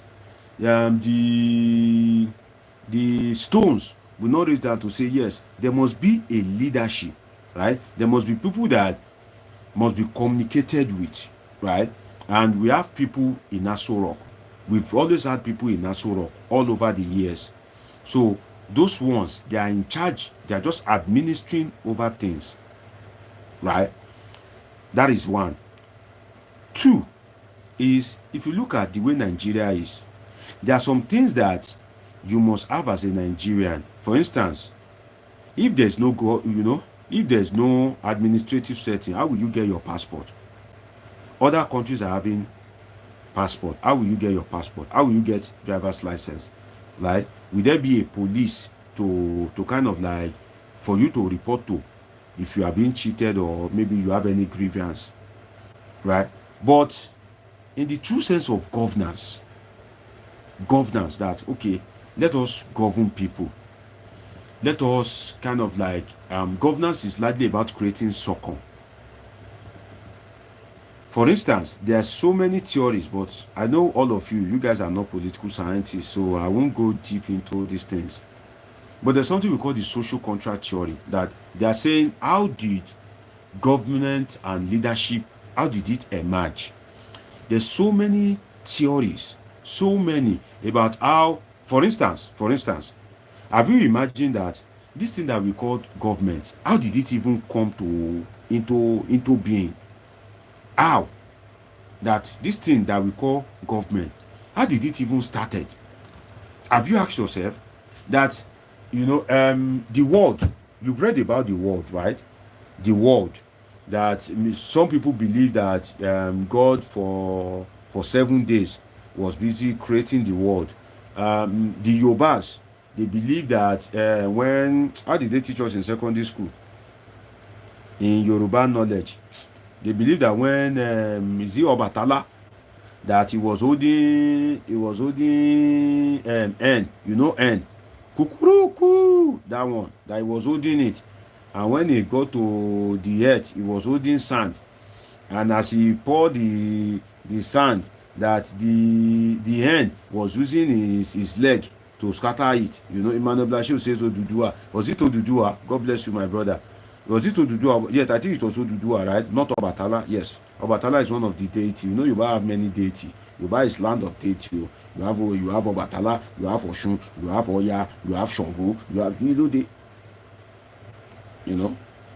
that the chicken or the cock was now using leg to spread it. That is how the earth was. As it was spreading the sand, it was multiplying. But wait, if chicken is to be using leg to spread sand, wait, that's the essence of Polithink. If chicken was using leg to spread sand, did the chicken use leg to spread sand reach Russia? The chicken use leg to spread sand reach America? Which kind of chicken be that one? Okay, what about Atlantic Ocean? The chicken fly past Abi? The chicken miss that side? How about all these rivers, all these streams? Okay, when that chicken reach Lagos, wait, no be laugh matter. Let us reason. This is a serious thing. When that chicken will do a carry, when he reach Lagos, like Lagos, but Lagos, many water day. When he reach that third mainland side, he just pack the sand. Then after third mainland, he begins spread them back. Abi? That chicken they tire, so he spread and reach Russia. Say if you have not yet lived Nigeria before, you will think whether life start and end in your environment. This world is very big. Very, very, very, very, very, very, very, very, very big. With different people and culture. For instance, in Yoruba land, if you see an elderly person and you are here to prostrate, you don't have respect. If you do that in a place like Australia, and you see an elderly person, and every time you are nodding yourself to the ground, you are throwing yourself on the floor, the Oyinbo man will begin to tell his fellow Oyinbo man that, does this person have epilepsy? He's always falling down every day. He will tell, what's wrong with, let's say, let me use one Yoruba name, let's say Kunle. Here, if Kunle wants to greet, he must prostrate every day. Well, it is how you prostrate that they know that you have respect. If you are here if you just stand and say, no. In Yoruba, you are making, you must prostrate, you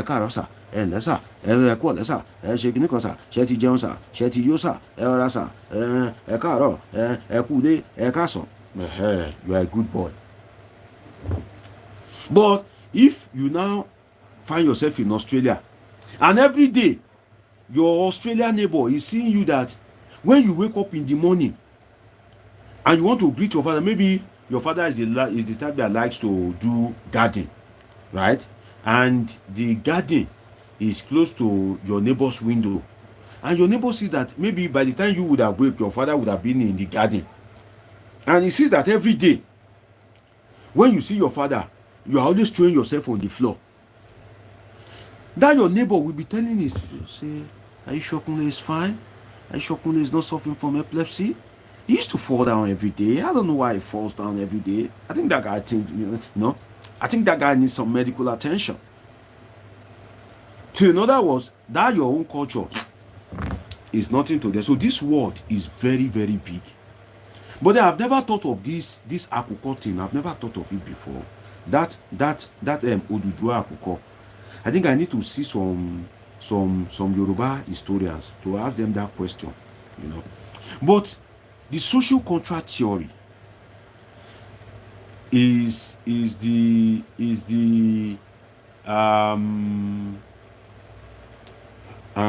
how do I put it? Is the most widely accepted as about the evolution of state. If you are watching me for the first time, or you've been watching me for a while, I'm sure you've gained something. Please do well to subscribe, do well to turn on the notification button. So have you guys wondered that you've heard about how the earth was created? That okay, God rested after 7 days, Odudua used Akuko and all that. There are different theories.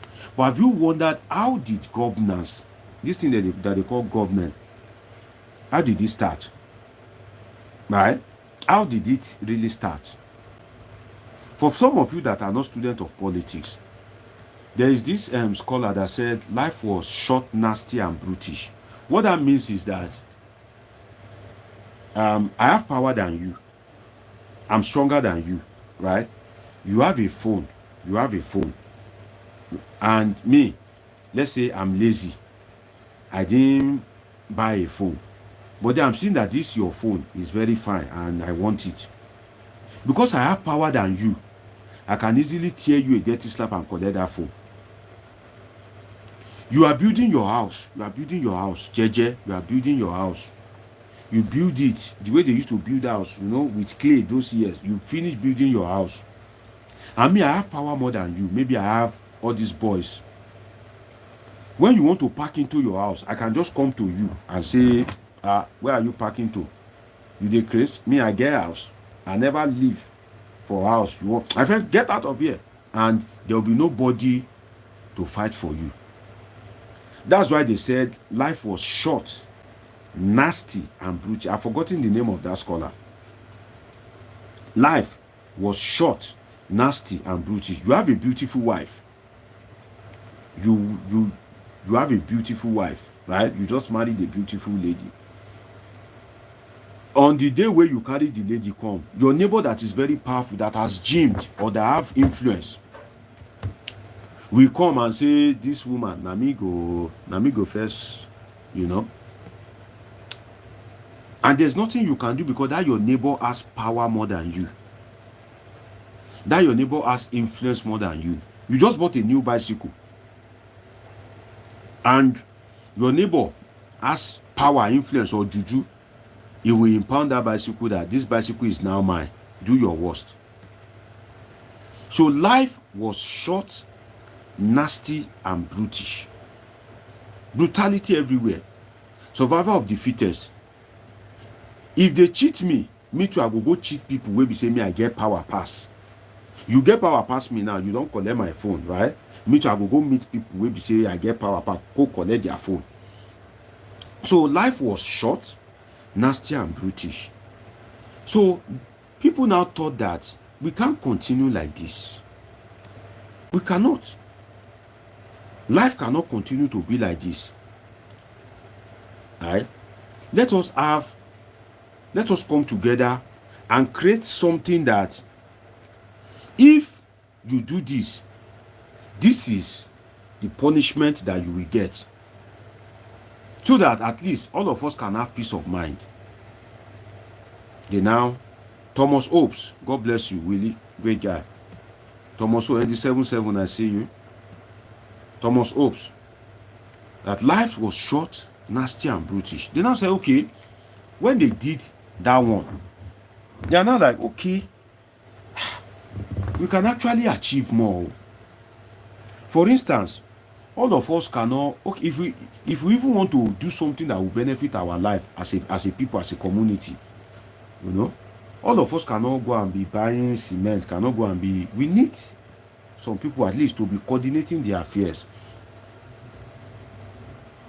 In other words, it's called social contract, whereby you submit part of your rights. For instance, I believe I have right to collect your phone if I'm stronger than you. I will submit that right to something called, you can call it state, you can call it government, you can call it anything you like. You submit part of your right. That means I have submit my right to collect your phone because I'm stronger than you. But then I have also earned another right, which is the right that nobody can collect my own phone too. I've submit my right to collect the phone that of people that I'm stronger than. I've submitted to the state, right?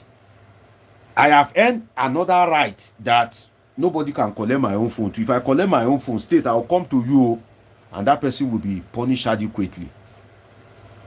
That is basically what the social contract is about. You submit part of your right.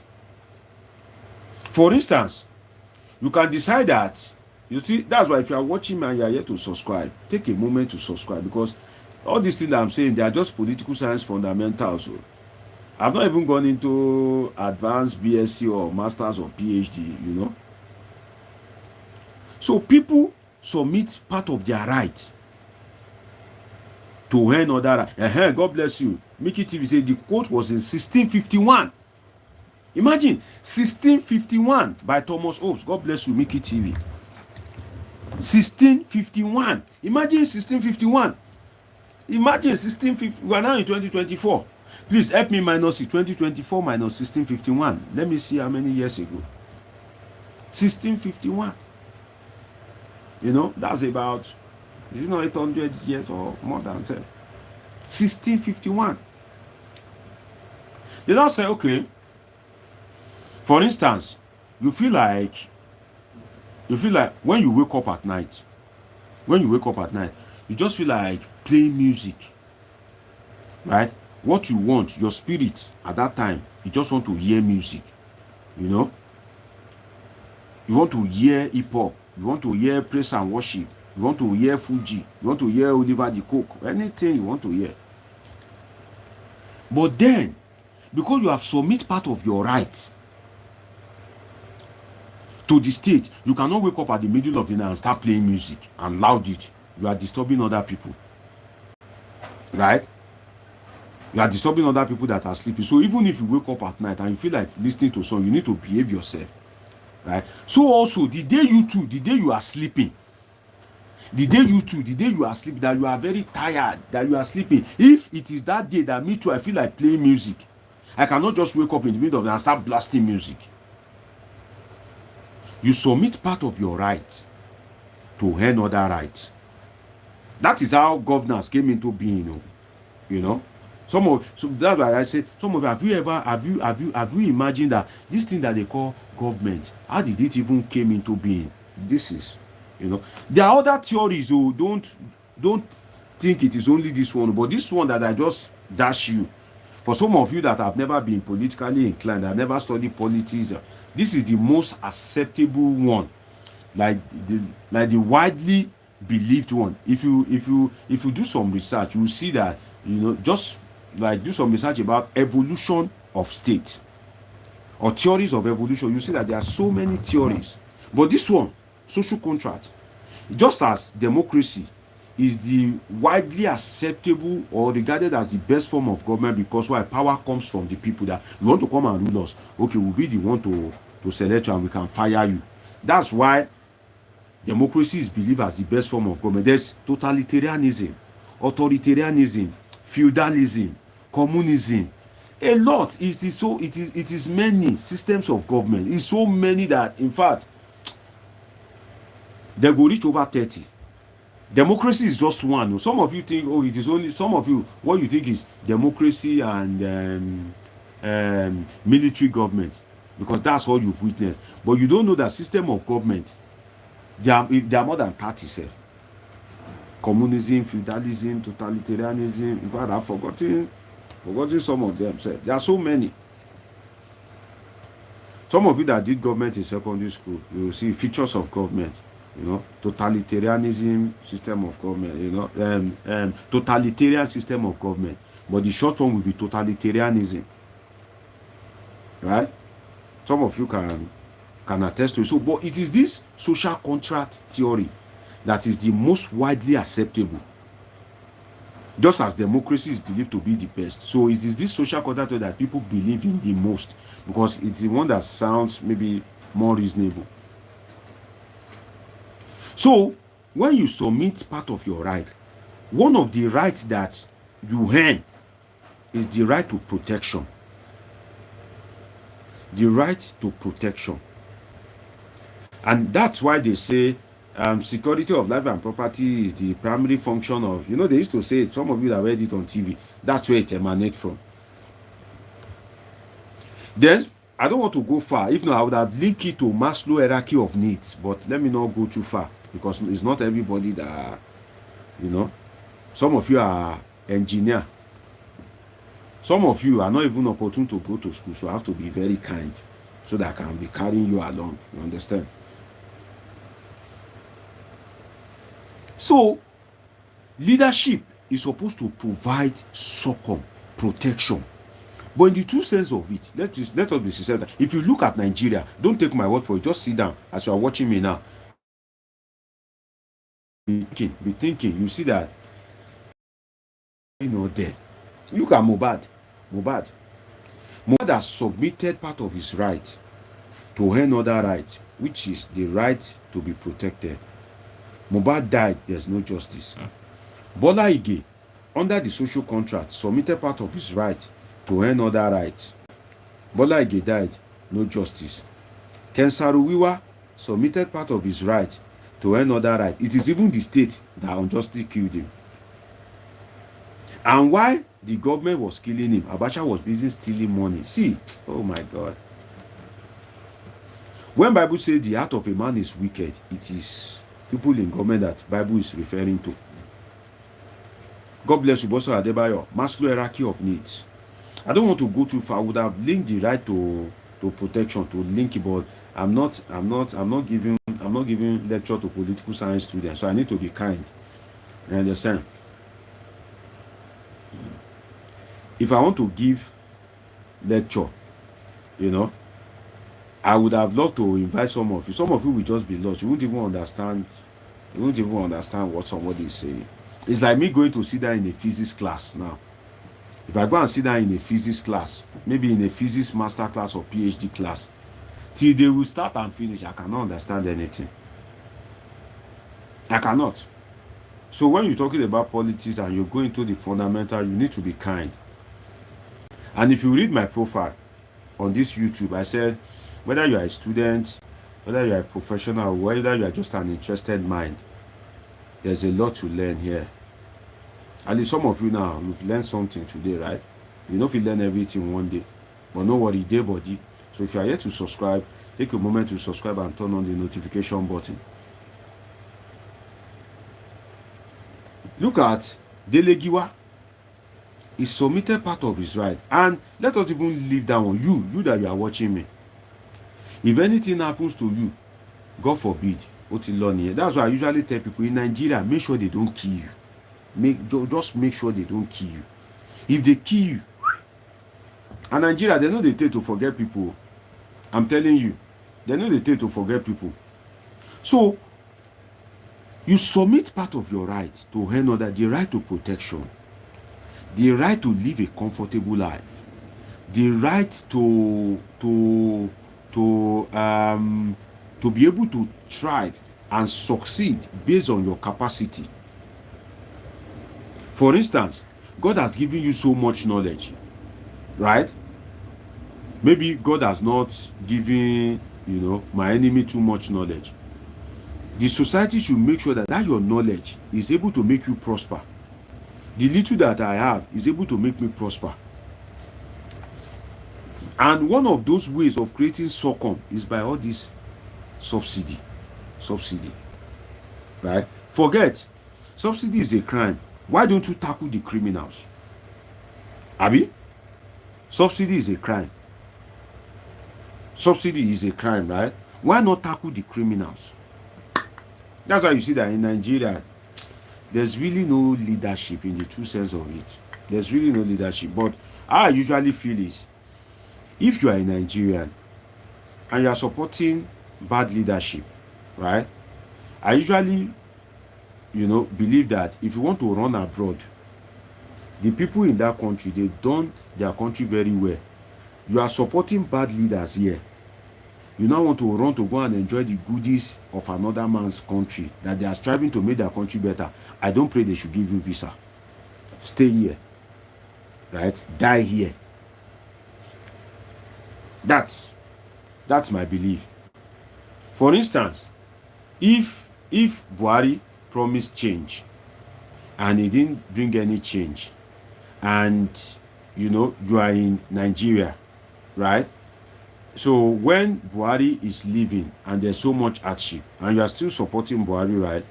You now want to go to American embassy to collect visa. I don't pray they should give you. No, you should stay in that Nigeria to feel it. If Bola Ahmed Tinubu promised renewed hope and is not giving any hope, and you want to run to London, I don't pray they should give you visa. Stay in that Nigeria, feel that it. Because if the leaders of UK, if they are not serious with their country, you won't want to run there. UK is for Britons. Nigeria should be for Nigerians. So that leadership vacuum is so much lacking in Nigeria. In such a, see, I have asserted before that, do you know in Nigeria, let's say there is let's say for the purpose of this conversation, let's say our population is 200 million. Let's agree that our population is 200 million. Now, an household will averagely be, let's say, 5 people. Mother, father, 3 children, right? Some will have 6, some will have 10, some will have 2. But on aggregate, let's just say father, mother, and 3 children, right? Just on average. Some people will not even have child at all, and some will have 15. So father, mother, 3 children. Though that is a family, that is 5 on average. Please help me divide 200 million by 5. 200 million by 5 should give us, like, I think, if I'm not mistaken, let's say 40 million, right? If I'm not mistaken, yes. Abi? Yes, 40 million. I've asserted that we have 40 million government in Nigeria. Take that from me. If we have a population of 200 million and it is average of 5 people per family, it is safe to assert that we have 40 million government in Nigeria.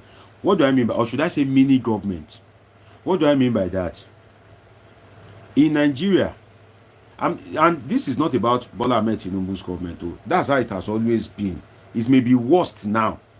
It may be worst now, but that is how it has always been.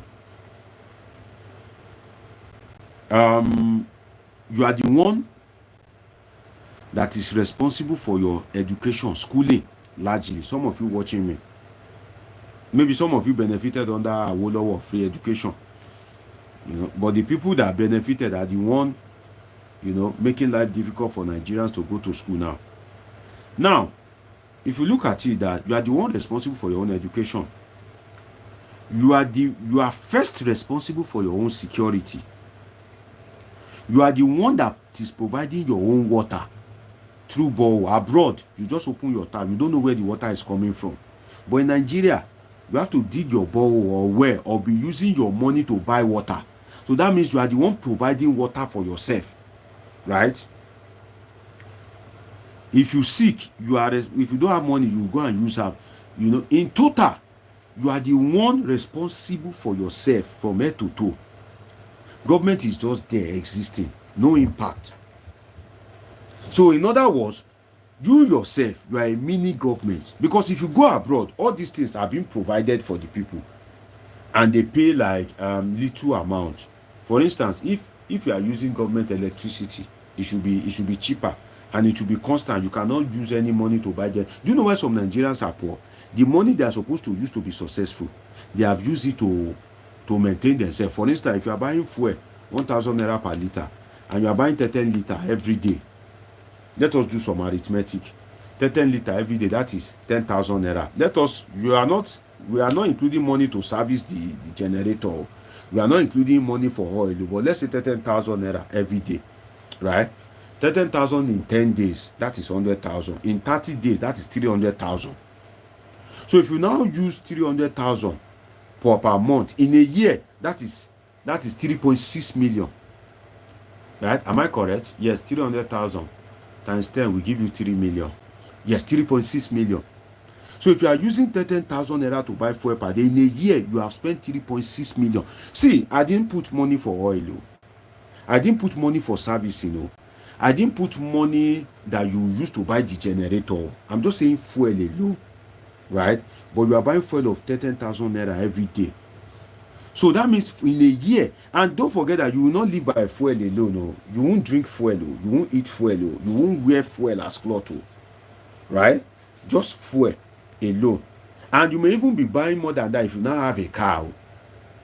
But I'm just saying generator, if you are now buying 10 liter, ordinary 10 liter, you know, Crazy Freddy, you know, are you a Cameroonian? Frank Ugonu, is he not that guy that used to fight Gidigbo that turned to boxer? I know Francis Mungonu now. Are you a Cameroonian? Crazy Free? No. Let me give you a change of name. When I see strange names, I used to give them change name. You are not Crazy Freddy. You are intelligent Freddy. Okay? You are blessed Freddy. You are glorious Freddy. Every spirit of craziness in you, Holy Ghost, fire. In fact, every spirit of craze die by fire. So you are not crazy Freddy. You are intelligent Freddy. Okay? You are blessed Freddy. There's power in the tongue. Okay? You know? So if you are using 10,000 to you, maybe you are doing a business, right? Or maybe you are earning money every day. You think 10,000 is nothing. But in a year, you have spent 3.6 million. Right? In 10 years, you have spent 36 million. The 36 million that you used to buy cement, build house, you have used it to even earn enemy for yourself, because that smoke that generator is just blowing is disturbing people's destiny. That you all the people in all your neighbor, they don't like you. Because why? You are the one enjoying the light, they are enjoying smoke, they are enjoying noise. You know? So look at it. The money that you are supposed to use to be successful, you have used it to run generator. Light that government is supposed to provide for you. That's why some people don't know that it is possible for you to be in a country 2 years and the light will not blink. The light will not blink. Some people don't know. If you are watching me for the first time, do well to subscribe, do well to turn on the notification button. You know, let me even open the phone line for my people. Let me hear from some of you, you know. Okay, let me open the phone line. If you want to call in to contribute or to say something, some of you already have the number, but for those that doesn't have it, WhatsApp only, the number is +55 13 99 666 6361. Again, the number is +55 13 99 666 6361. +55 13 99 666 6361. So that leadership aspect, you see that it is missing. It is totally missing. And it is not it is not just at the presidency level, successive presidencies. If you look at the state, there's no presence of government. The people at the presidency, they want to steal, they want to enjoy. The state governor want to steal, want to enjoy. The commissioner want to steal, want to enjoy.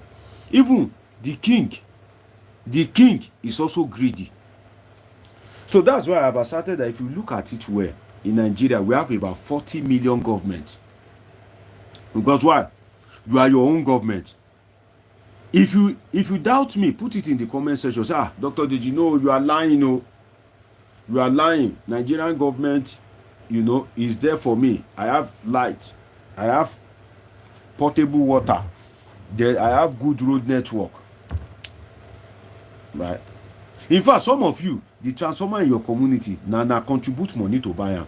If you are watching me for the first time, please take a moment to subscribe and turn on the notification button. Some of you are the ones that bought the transformer in your community. The transformer that you are using to on light. I've never heard of it before. The transformer will spoil. It is the community that will contribute money to fix transformer. It's the community that will contribute money. Your high tension wire will cut. You cannot pick phone and say, okay, hello, that's the way they do abroad though. Hello, electricity, I'm having an issue, can you please come over? Instantly, within 10, 15, 20 minutes. If they don't call, you can sue them to court. Let me tell you what happened. For some of you that have been watching me regularly, I spoke about something which I call lost in the thought of country, right? I spoke about lost in the thought of, for some of you that are my regular viewers, if you remember when I spoke about lost in the thought of country, please do well to put it in the comment section. Lost in the thought of country. There was a day that abroad, right? I think maybe the transformer or something have issues. They still lie to, or maybe it is time for normal maintenance. They'll put it in their system that so date in year 2028. So transformer must be maintained. I have a call coming in from somebody in the United Kingdom. It's bringing out Ugo. Let's hear from Ugo, my people. Let's hear from Ugo. Right? If you are watching me, if you are here to subscribe, please take a moment to subscribe. Hello, good evening. Can you hear me? My brother, good evening, sir. Okay, yeah. I can hear you loud and clear, but you need to clear your voice and be very audible so that my viewers can hear you loud and clear. And yes, I can hear you, sir. Yeah. You are live on Polithink with Dr. Omoshola Deji. Yeah, I'm live on Polithinking with my brother Deji. Wait, is this Ugo that usually watch me on VOP from UK? Yeah. My brother, good to have you, sir. Well done, sir. This is a strong Polithinker. He has been following me like my village people. In fact, my village people are jealous. In fact, I even need your private number apart from this public number. To be honest with you, in fact, I've never met good people. In fact, I've met few. I'm not a friend keeping that. I've just met few people in my life, and one of them is you. Thank you, sir. That the people that I have value for, honestly. You understand? Listening you are saying in Polithinking, more especially this night analysis, is very, very touching. I want to be very, very sincere to you, Deji. Hello? I'm with you, sir. Loud and clear. I've never been too long overseas, but when I came here, my orientation changed. You understand? I'm not too educated. The first time I entered plane in my life, the first plane that we enter to travel abroad, I remember was Qatar Airways. Now, from inside plane, when I enter plane, as the plane move, instantly my orientation don't they change. I never reach the country where they go. I just did inside for the first time. Say I want to travel out. Okay, as the plane move, my orientation don't change. Make I shock you. I decided to follow Abuja because Lagos was too hot. I don't like Lagos. Though I lived in Lagos for 16 good years. So when I was coming to UK, I decided to follow Abuja. Are you getting it? Loud and clear. They disturbed me all through till the last junction before the plane moved. But when I entered the UK, immediately we land in Heathrow Airport. You won't see anybody to ask you for I was like when I was speaking, like how am I going to connect with the person? The person answered, when he was giving me, said once you came down, just use your this thing to connect airport internet, because I was like, I don't have a UK, no, how am I going to connect it? Yes, free internet. Listen to me. In that free internet, I just connected the free internet one hand. The person called me and we started talking until he gets to me to pick me. Before he came to that place, I met one Nigerian guy again, a very nice guy. I've forgotten his name now. I need to call. That's what people don't need. In fact, I think I still have the name on my phone. That man his hospitality was top notch. He's from Ada Rivers. Then, after asking me a few questions, he said, "Who are you waiting for?" He said, "If you are finding anything difficult, we don't mind helping you." You understand? I was like, when I asked him, he said it's from South. I was like, say my brother, I'm from South. Forget about the rest. So I was surprised. But another thing that amazed me that day, that white people keep on coming to me. The last lady that I remember very well came with palm top, and they were like, "You've taken much time here. Are you stranded?" I said no. That is someone that is coming to pick me is on the way. Then he started asking me question. How was the hospitality in British Airways? He began to ask me this different question. Is there anything you don't like? Will you like to board British Airways when next you are traveling? How do you see the environment? A lot of questions. Since you've been here, is there any problem? I was like, why in Nigeria? They are trying to take the last thing. In Nigeria immigration. They are trying to take. They look like businessmen. At a time in that place, they said that my luggage is. At a time in that place, they said that my hand carries too much. This. They started money. Do you know that because of what they want to take from me, they would have denied me flying that day. Because I booked the flight ticket. You know, a novice is a novice. So I booked the flight ticket, hoping that immediately the visa came out, I can travel anytime. I never knew that when they were interviewing me in British Embassy, that the day I said that is the day I intend to travel will be considered. Mm-hmm. So I picked a date, and the visa came out 2 weeks before the supposed date. Are you getting what I'm saying? Mm-hmm. Now, and I booked flight already. I have to cancel the flight. I have to change the traveling time. So I now pick the traveling time to be 19th, which is the exact day that I said I'm traveling. Mm-hmm. I went to Nigerian airport in Abuja. They stopped me and they said that I'm not supposed to travel that 19th. It's supposed to be 20th. Because they want to take money from me. And they were dragging me, and it was one younger person, an Hausa guy, that came and said, "No, young man, you are traveling now because today is the supposed day that you need. Had it been you came yesterday, it would have been said, now, just follow me." I followed the guy. He stamped the supposed paper and asked me to go. So this is how they do here inside Abuja International Airport. Now, if they can do this in Nigeria, what will happen to an outsider? Coming to what you are saying, hello? Loud and clear. We came to UK, we now realizing that Labour will give you everything. No wonder Apostle Paul said, if you don't work, don't eat. Because in Africa, our mind was like whatever that you didn't get through prayer can never come to existence.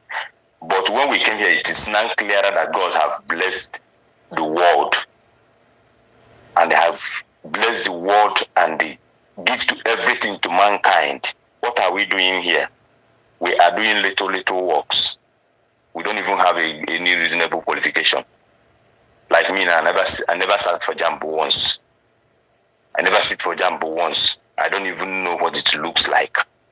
You understand? But if I stay here now and travel home, even those that had PhD, some of them will call me Oga. I want to be sincere with you. Now, A songwriter in our place, they call Chico, Professor Chico, he said that if his father did not marry a woman from Akokwa, he will never have up to 5 members in the church, in his church. Are you getting it? Because his father is a pastor. Are you hearing me? Loud and clear. If most of us did not come to oversee, what you are seeing in Nigerian today should have been a pure joke with what Nigeria would have looked like. Are you getting what I'm saying? Loud and clear. Because as I am now, that I'm even nobody, and I'm just trying to manage myself. I know how many, as of today, I changed little money last night, and it was 328,000. If I'm telling you that I don't have a kobo last night, just within 25 hours, that I don't have any kobo again in that account, you will not believe it. Just give me 10,000, 30,000, 50,000.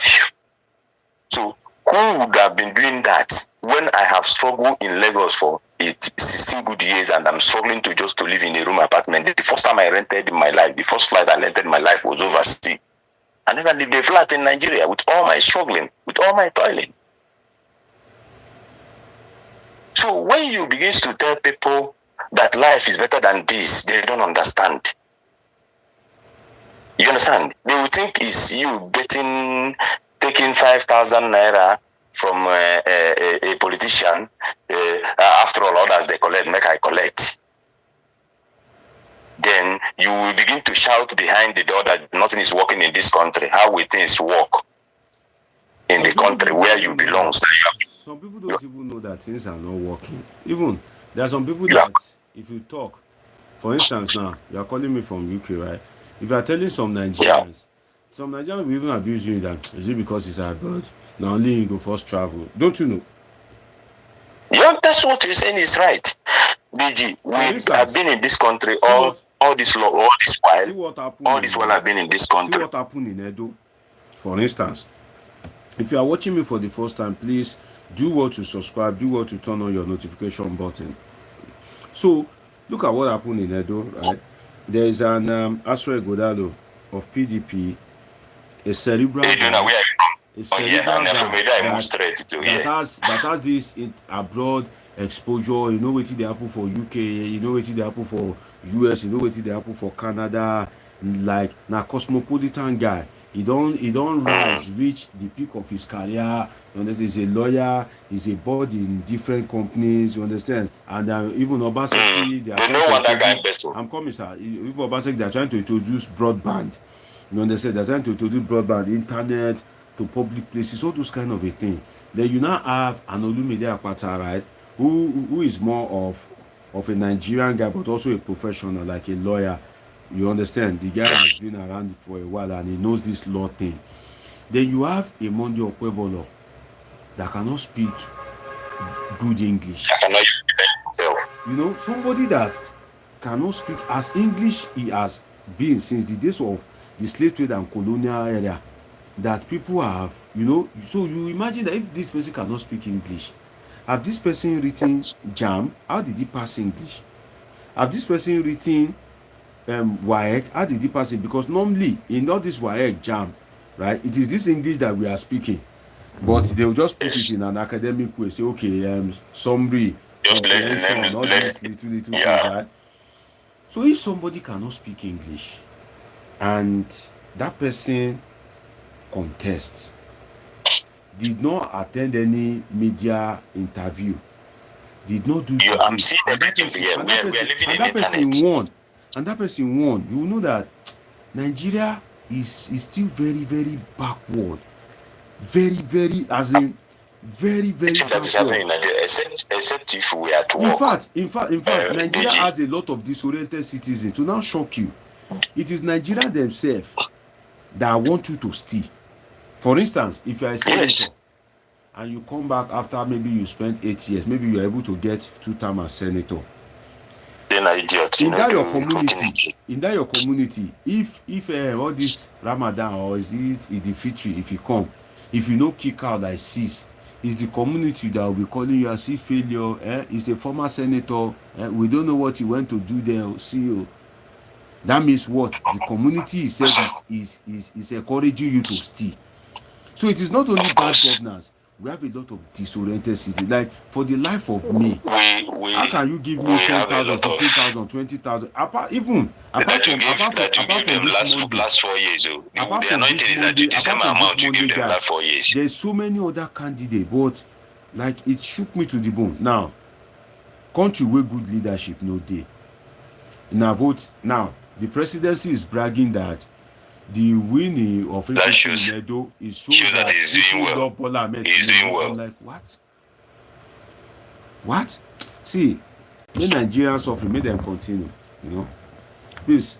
Honestly, continue, my brother. Give us your parting shot. Yeah. Okay, my parting shot is this. I lost my elder sister. That was the last 2 months. When people came to me to say, well, like, console me, send me message, and I was laughing. Do you know the reason why I'm laughing? The reason why I'm laughing is that death has come, and I can't help it. You understand? Mm-hmm. But I knew the amount of money I spent in the hospital just to make sure that she's alive.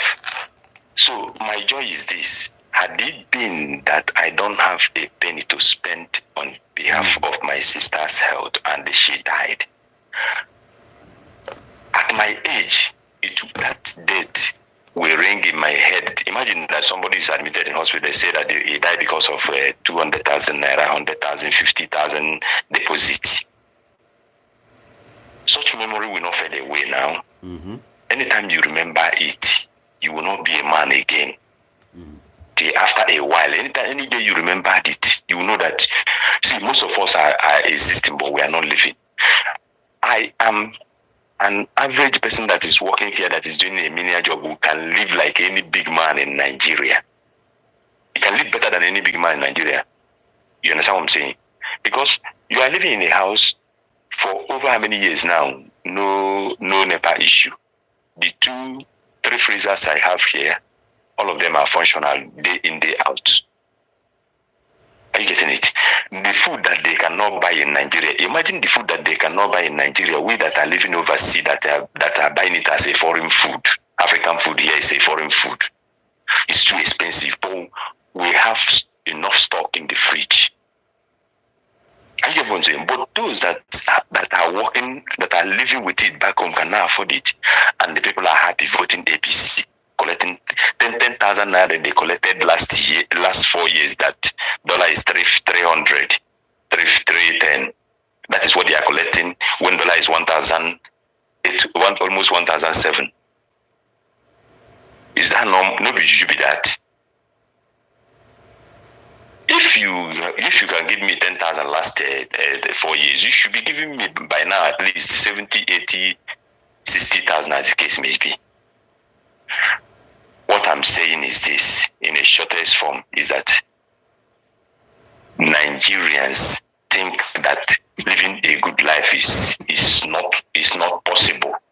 That there are people that are special, that living a good life is meant for. It's not so. Good life is meant for every working class. Even here, those that are fiscally challenged, government provide for them.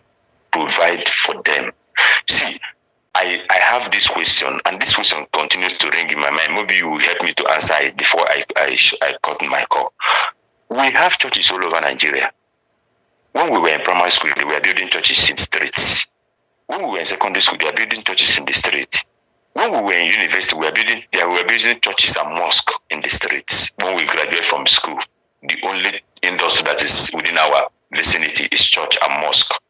Now, no pure water company even in your street. How will you talk about how will you get employed? Then the second question is this. Another thing is this. We say we love God. We do night vigil. We pray a lot of prayers. In fact, we go to mountain to pray. But we don't have common love with our fellow human being. Then, what is the evidence that we love God? Because what you will tell you is that Oyibo people know they go church, and only old people they go church. But those Oyibo people know they go church provides for everybody, even the fiscally challenged. In fact, even if the fiscally challenged don't have parents, it's not at any form of disadvantage. But you that is working, that say you love God, you are a pastor, and you are not concerned about anybody apart from only yourself. I don't know the kind God you're introducing to your people. Well done, Deji. God bless you. My brother. Happy to have you on Polithink. Thanks for your contribution, and I believe my listeners have been able to learn one or two things. God bless you, my brother. I appreciate you. Thank you. Yeah. So you heard the contribution of that guy. Somebody is saying hi to me here. I don't know, maybe the person want to call in. Josh Serrano, okay. You may do well to call in if you want to. Well, you see, in Nigeria, it is very, very saddening. Like, sometimes, for instance, let me give you an example. Thank God for your life. In fact, I thank God for your life. I thank God for my life. For you to be able to watch me, it means, say, one way or the other, you don't do your life matter reach one level. So, thank God for your life. But in Nigeria, if you see the way some people are surviving, for instance, I've been to the Niger Delta before, specifically Ogoni land, for an academic research to collect data. And I saw wealth. When I mean wealth, I mean wealth, raw money, lying side by side with incredible monumental poverty. Lying side, it's as if you are seeing wealth like this. You are seeing wealth like this. You are seeing poverty like this. That's how it is. You can't cry because how many tears do you want to shed? For instance, in Nigeria now, there are so many people that they don't even know what tomorrow will be like. And that's one of the problem I have with Bola Ahmed Tinubu. With profound respect to him, it's not easy to lead a country like Nigeria. But then, there are some things that I believe that ordinarily you should know. If you remove subsidy, right, and you have been an accountant before, they say you work in Mobi or something like that, right? You are supposed to know some things. There are some places that you see. Do you know what crude oil means? Oh, crude oil that they have in the Niger Delta. Crude oil can give you like 16 different products. Vaseline, all this petroleum jelly that you use for baby, or some of you use it, is made from crude oil. Petrol, diesel, so many things. Ogoni, if you dig the ground to make a well, you feel rich. There are some places that you feel rich crude oil. There are places that oil well. There they call it Christmas tree. Oil well. You'll be seeing it like this every day. Oil well everywhere. Oil well. There are some places that, if you are watching me for the first time, please do well to subscribe, okay? Please subscribe and turn on the notification button, please. Take a moment to subscribe. It helps, okay? And like this video, it helps as well. God bless you as you do. So, there are some places that oil pipeline pass through their backyard. You know what it means? Like, this is a wall, right? The backyard, that there should be petrol passing through. And these people cannot feed. They don't have air to breathe, no water to. That's why I pity people in Lagos. You guys don't take my word for it. This is an intelligent platform. This is a platform where we learn, where we educate each other. Let me give you guys an assignment. Go and read about resource course. Resource course. Resource, RESOURCE, resource. And course, CURSE, resource course. It says that, why is it that places that have good natural resources that everybody wants, they are usually impoverished and in crisis? That means that resources is like a curse on them. Because for instance now, in Lagos, there's no petrol, but people in Lagos are still living fine. In Abuja, there's no crude oil. In Kaduna, there's no crude oil. But in Ogoni land, in Niger Delta, where there is crude oil, the people are living worse than destitute. And you see petrol like this, crude oil, pass through your father's backyard. Chemtrex, I see you. Shout out to you, Chemtrex. You know, Chemtrex says, well led, you mean? They call it oil well. They usually call it Christmas tree. Lewin David, I see you. God bless you, my brother. Please, if you are watching me for the first time, please do well to subscribe and turn on the notification button. So you see that wealth like this. Go and read about this resource course. You see, they live, when you are too wise, sometimes you put yourself in problem. You left oil is in the Niger Delta. See, Nigeria has a lot of leadership problem. In fact, there's no leadership. May God help us. It's not only Tinubu. No, not Tinubu. All of them, Buhari, Jonathan, Atiku, forget. They are all the same. Oh. You think Tinubu is fighting Atiku? They play. You see that these people, they have this oil. But so imagine that you have oil now. You will still buy petrol for 1,000, something that is in your backyard. When I say petrol can be cheap, people think no. If you run the whole chain of production, you can sell petrol in Nigeria for 20 naira. You heard me right. For instance, do you know what is causing the problem between Dangote and NNPC? Dangote wants to make profit. Nigeria is depending on oil. Nigerian government too want to make profit, because without that profit, they won't be able to pay salary of police, military, civil service, because Nigeria depends on money from petrol. So if they give all the oil, if they give it to Dangote, how will Nigeria make money? Right? So the problem is Nigeria failed to diversify. Dangote wants to make money. NNPC too wants to make money for Nigeria.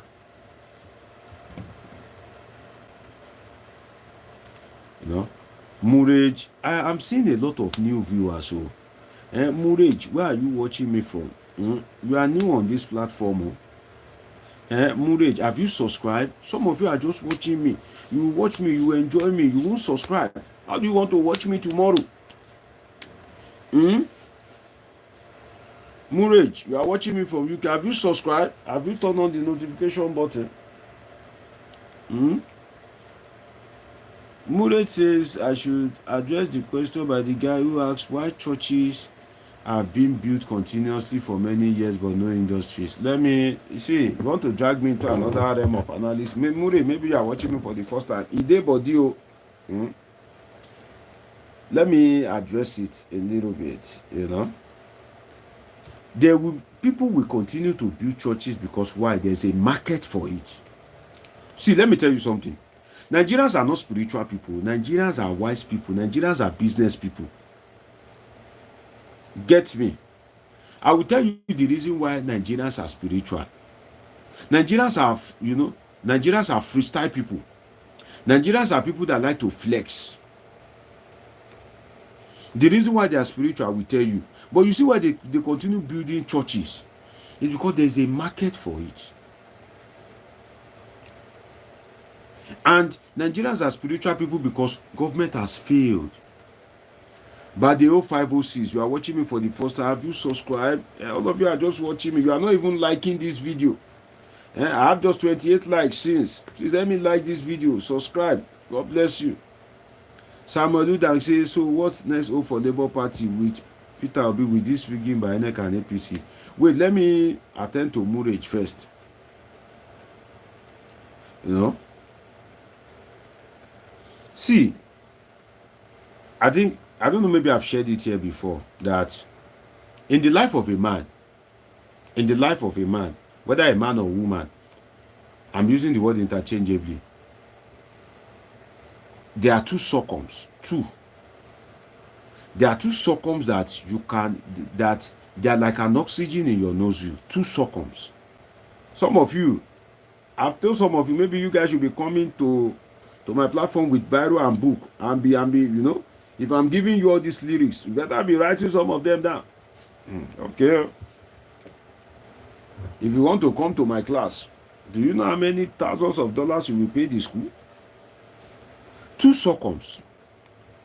The natural circum and the spiritual circum.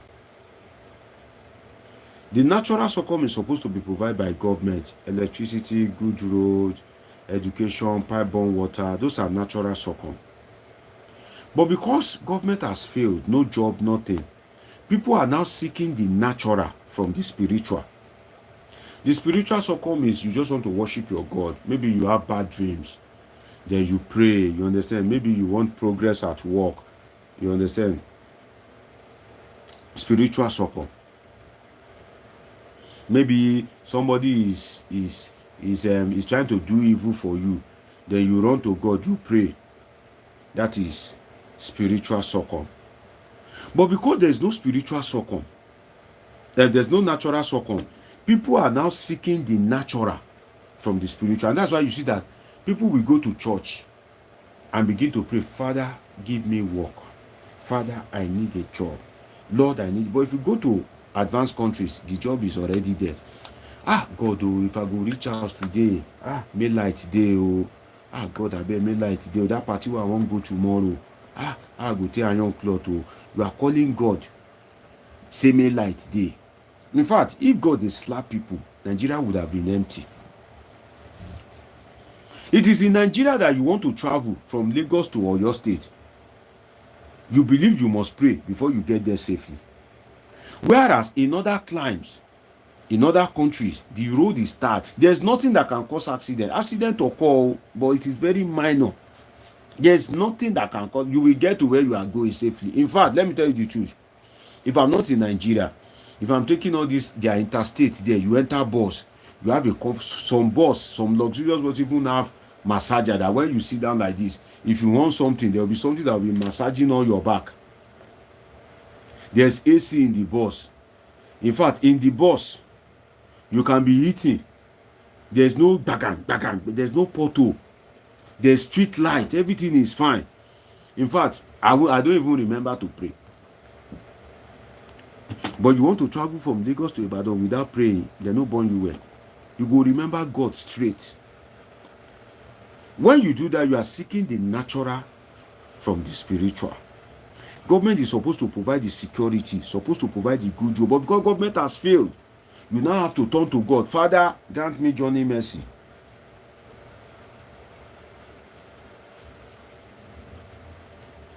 In those instances, you are seeking the natural from the spiritual. If you are watching me for the first time, please do well to subscribe, do well to turn on your notification button. You've been watching Dr. Omoshola Deji. Dr. Omoshola Deji is a political scientist with a PhD in political science, and this platform is where we Polithink. We discuss about politics and happenings in the polity. This is a non-biased platform, a bipartisan platform, and we call ourselves the Polithinkers. So if you are watching me for the first time, do well to subscribe, do well to turn on the notification button, and let's always make it happen. So when a lot of people Murage, I hope you are still there. When a lot of people are seeking the natural from the spiritual, that means you have created a market because there's high demand for the spiritual. That means you have created a market in the spiritual, right? You have created a market in the spiritual aspect because a lot of people are seeking spiritual succor. So that means a market has been created. That's why you see that a lot of people are trying to fit into that market. They are seeking to meet the demand of that market. That's why you see that most of the pastors in Nigeria, it is not God that called them. Some, it is unemployment that called them. They are looking for markets, like what can they do to survive. They see that, the spiritual, everybody wants spiritual, everybody wants to call on God, everybody wants to fast and pray. They'll just go into building church. They are fitting into an existing market because they know that people will not stop seeking the natural rather than for you to call on God, rather than for you to collect your PVC, rather than for you to resist vote buying, rather than for you to come out on election day. That government that is ruining you, you leave them. That is disorientation. You leave them. In fact, some of you will be busy fighting Wike for Atiku, fighting Atiku for Wike. Atiku's child are in America, London, all these places. Wike's child are in Canada, all these places. There was a photo recently whereby they show Wike's son, one young boy like that. You know, as the boy fresh, does that boy looks like somebody living in Nigeria? Very small boy like this. I look at it and say, see the child of Wike. But go to Rumola, Masi, all these places in Port Harcourt, you see people that want to kill themselves because of Wike Fubara. If a thug knows that it is the inaction or some of the actions of this politician that turn them into a thug, it is that politician that they first of all face. And that's why I don't tolerate abuse on this platform. I usually use it as an example that you get money, I no get money. You no get level, I no get level. Now you I get, now me you get. You no get light, I no get light. Right? Insecurity, they affect you, if they affect me. We will still come dey fight ourselves, come dey curse ourselves. Is that not insanity? So the spiritual side has an existing market, a thriving market at that people are now seeking the natural from the spiritual. So that's why you see that most churches in Nigeria, it is not God that called them. I can tell you that if Nigeria were to be a good and thriving country, most of these churches, most of the people that have become pastors would have become an engineer, would have become an astronaut, would have become a pilot. And Christianity, Islam in Nigeria is the occupation whereby you don't need any training. You can wake up tomorrow now, just buy like 2 dozen of chair and name it Jesus Call Me Ministry. You will see people that will come. You will, if it be 3 people, if it be 4 people, but you will get congregation. Say, God is my witness, Central Mosque, or Glory to Allah, Central Mosque. You see people that will come there to pray. Right? Some, I've talked about unemployment, that it is unemployment that comes. Some, it is this social status. The way they worship men of God, so-called men of God in Nigeria, is what causes some people. If some people see the way they are worshiping pastors, they too, they want to be worshipped. If you go to Redeem now, people are treating Adeboye like is the queen, or is the king of England. A woman that cannot kneel down for her husband at home, that cannot kneel down and say, "Dear, good morning." We see Adeboye, we kneel down with her 2 legs. A woman that, if her husband is talking at home, will be talking back. Don't tell me that. You cannot tell me what to do. If you see Adeboye, Till Adeboye will finish talking, she go do her head like this, she go bend her head like this. Those are some of the things that called some people. When you go to every, Redeem said they want to have church in every Tiri street or something like that. Maybe it's because they know that there are people that will attend. And it's not only Adeboye, Oyedepo. See, without apologies to any religious leader, whether Christian or Muslim, there are good ones, I know. There are some good ones. But when you go abroad, you suddenly don't remember that maybe you need to go to church. In Nigeria, you need to go to church because you believe that that job that you do not have is one witchcraft in your village. You want to go to church to go and pray so that when stray bullet is flying around, it will not hit you. That, oh, there's fearless protest in October, end bad governance protest. You know, there's one drunk policeman that can just shoot. You don't want to be hit by stray bullets. You go and collect ayeta in church. You go and be praying so that when the bullet is coming, Holy Spirit will blow it away, or Muhammad will blow it away, because you know you are living in an insecure environment. You know that Tinubu can wake up tomorrow and increase fuel price again, so you are going to church to pray for economic protection. Economic protection. That, Father Lord, I shall not be put to shame.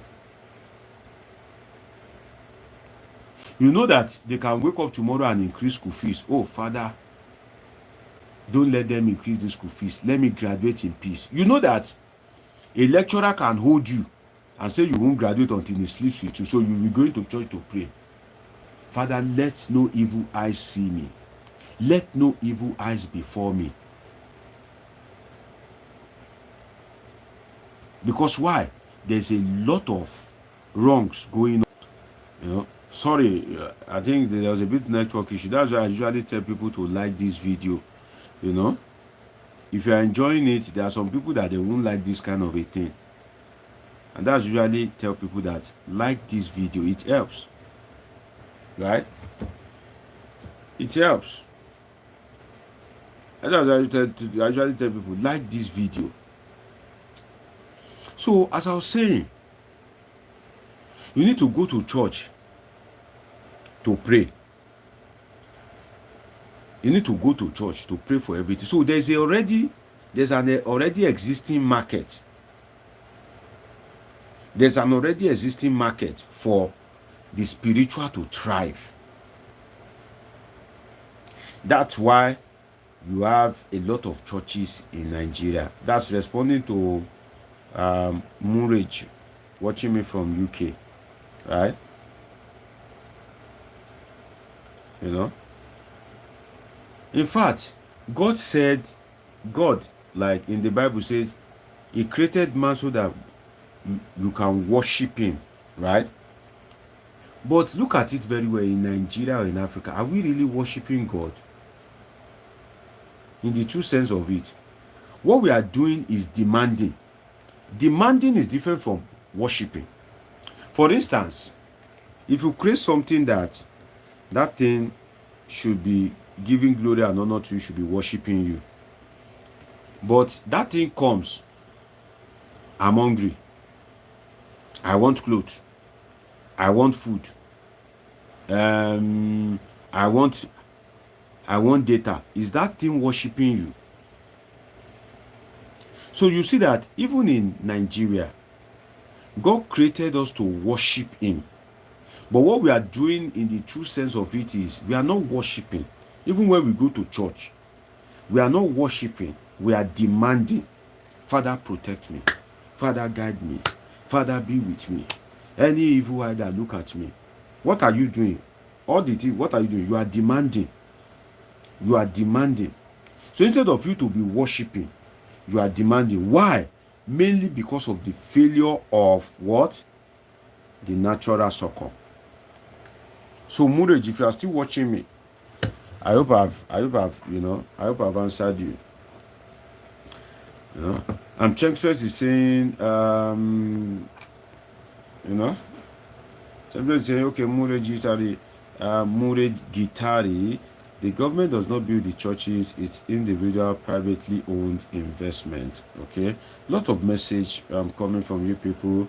And Egbe Ekpo says, I haven't finished rigging. Let's try rig out insecurity across the nation. Well,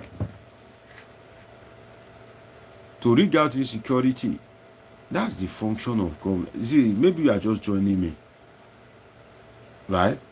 I spoke about the social contract. That's the function of government. But Nigeria is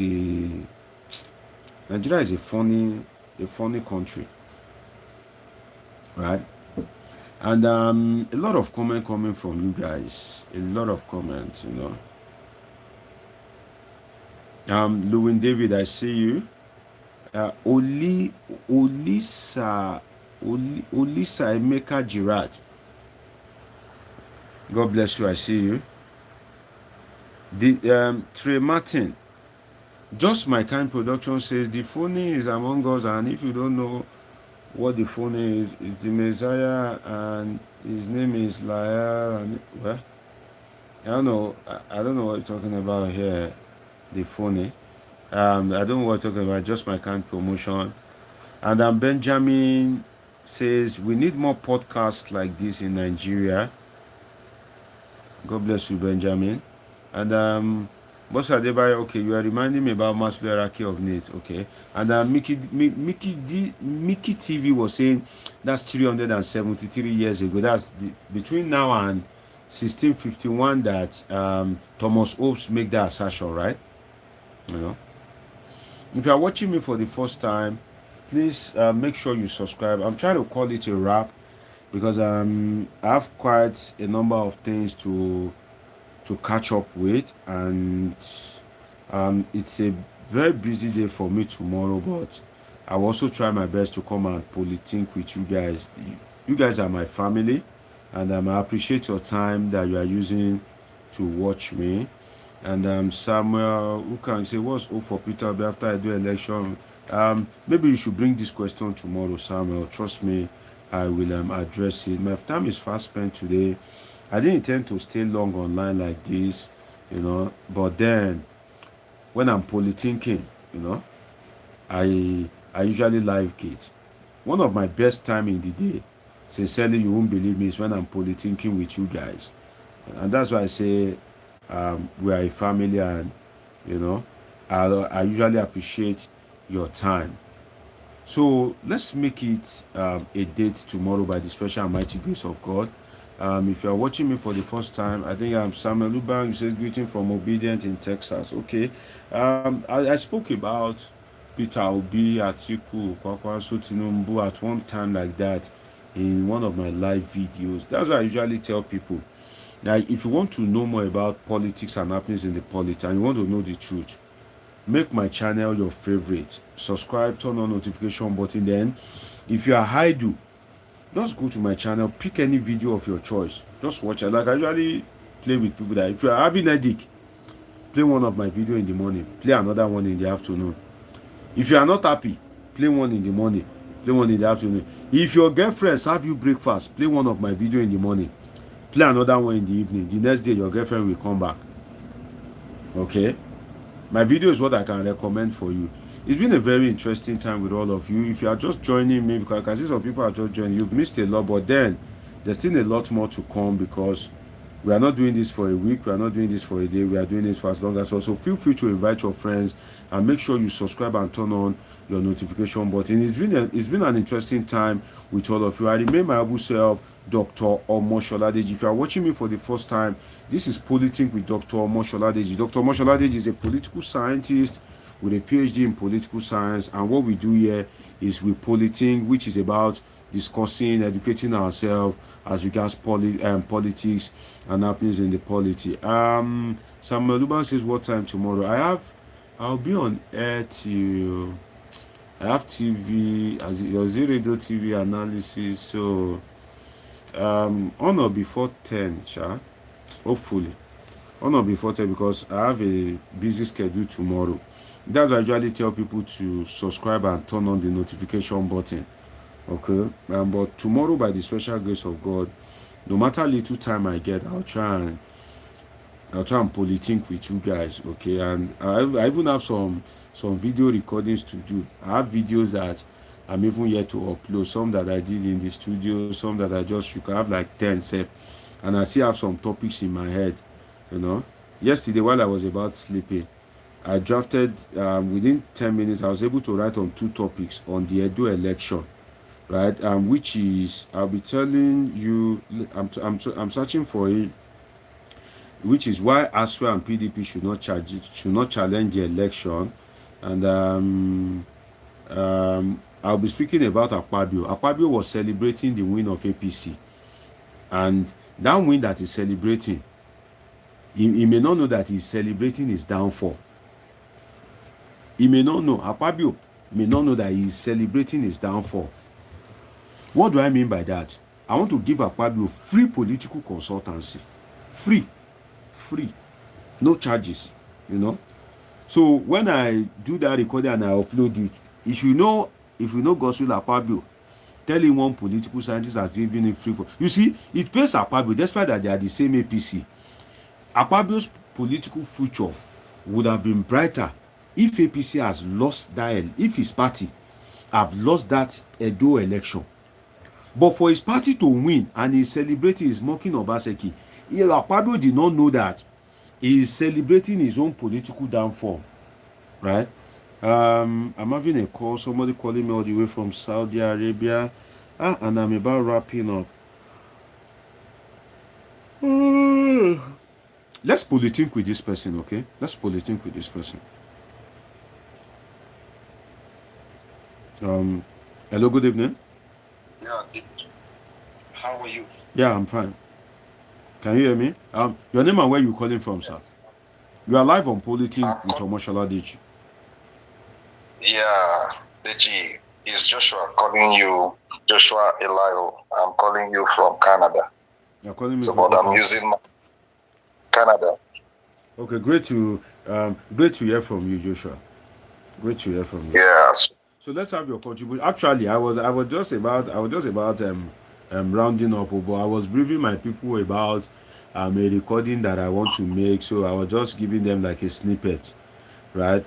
So just introducing the video to them. If not, maybe I would have even gone there. But then I saw your call and I'm like, okay, let's Polithink with this person. So let's have your contribution anyway. Yeah, Deji, I've been listening to your program for I think quite some time now. Like a few weeks now. So it's really nice to hear your perspective on things. At least making this call, just not really vent, but to kind of like look at the situation. I'm from Edo State, actually. So the political happenings there actually relates to me personally. My local government result was one of the contentious local governments, Ovia Northeast. Okay, Ovia local government. Okay, yeah. It's one of the local governments where a lot of results operation happened. I called my relative and the rest, and the story coming out. But wait till your people they look whether they alter their result. Wait till your people, because Nigeria they no go fit fight for result. But if somebody won't bash their car, they go they shout, they scream. So wait till your people they look whether they alter results. There is something you have to know about the electoral system, which is really bad and inimical to the people. You know, where voting happens, people celebrate and go. It's not where it ends. You know, there is world coalition, there is local government coalition, and all these coalitions are subject to human interference. And let me tell you what happens when people say, okay, we are going to the world level to collate. And your INEC reg tell you that all coalitions should come, all the people collating elections should come to the head office. Everybody start mounting to the head office. So when they get there, your agents are not there to monitor the result, what has happened. So if you go into the IREV, is the true picture of what happened in the field that is in the IREV. Because it is at the polling unit that those IREVs were uploaded. And that's the true picture of the election. If there was overvoting, the IREV will reveal it, even when they try to manipulate figures, even while they were writing and they wrote more than what they were supposed to do. to pull down. The IRF had all the dead bodies that were buried in this election. This same formula is what they used in Kogi State. When the Kogi State election was analyzed by a social society group, all these election observers, they discovered that they lost. Yes, they lost the election. So this is actually what is happening in Nigeria. And one of the problems we had from the 2023 election is the breakdown of the guardrails. You know, when we started in 2015 with card readers, people felt that, okay, this was supposed to limit, if not for card readers, Jonathan wouldn't have lost. But the man lost, and he took it very nicely. And for this guardrail called card reader or verification to be solid, it improved in 2019, but in 2023, they destroyed everything from the judiciary. People should not be allowed to vote and record results without having verification, because I can just go take a ballot box and stuff anything inside it, and even don't even stuff any ballot box, just go and write the results. What gives backing to that result is that there were human beings that were verified for that particular polling unit. So if these things are overlooked, even by us, by the media, I wonder what we are talking about. The collation process, this is why the National Assembly don't want to put hands. If they straighten up this collation system to be automated, as they are uploading from the world level, just as it is in South Africa, even now, America, Canada here. A few weeks ago, they were advertising for people to come and do short-term job. What was the job? Electoral officers. They were doing by-elections around. So, and it was fun when you see them announcing it on radio. There was nobody asking, there's somebody's brother, PDP brother, a card-carrying member of any party. People were just asked to volunteer to come and be officers for that election. So it's unfortunate, you know, when you see these things and you see how our crass enlightenment has led us in Nigeria, it's unfortunate, you know. This crass, what do you call it, native village, or what do you call it, archaic self-enlightenment that our politicians have run with for all these years. It is a lose-lose game. Everybody will lose. They will lose. You can see people flying to UK and dying on the planes, coming back with dead bodies because they refuse to fix our healthcare. So these are the issues. This is a lose-lose game. So if INEC and us don't shout enough that this coalition, people should stop writing figures, adding figures with their archaic brain, professors who don't know how to add maths. Let the computer add the maths and give us the collated figure from the papers. There is OCRO technology that will read that paper as it is. In fact, we did it in the 2023 election. I was part of the team that independently verified the Rivers State election. APC didn't win Rivers State. They didn't even get 25% in Rivers State in 2023 because I voted there. The presidential election? Yes, last year. I voted in Rivers State. APC won.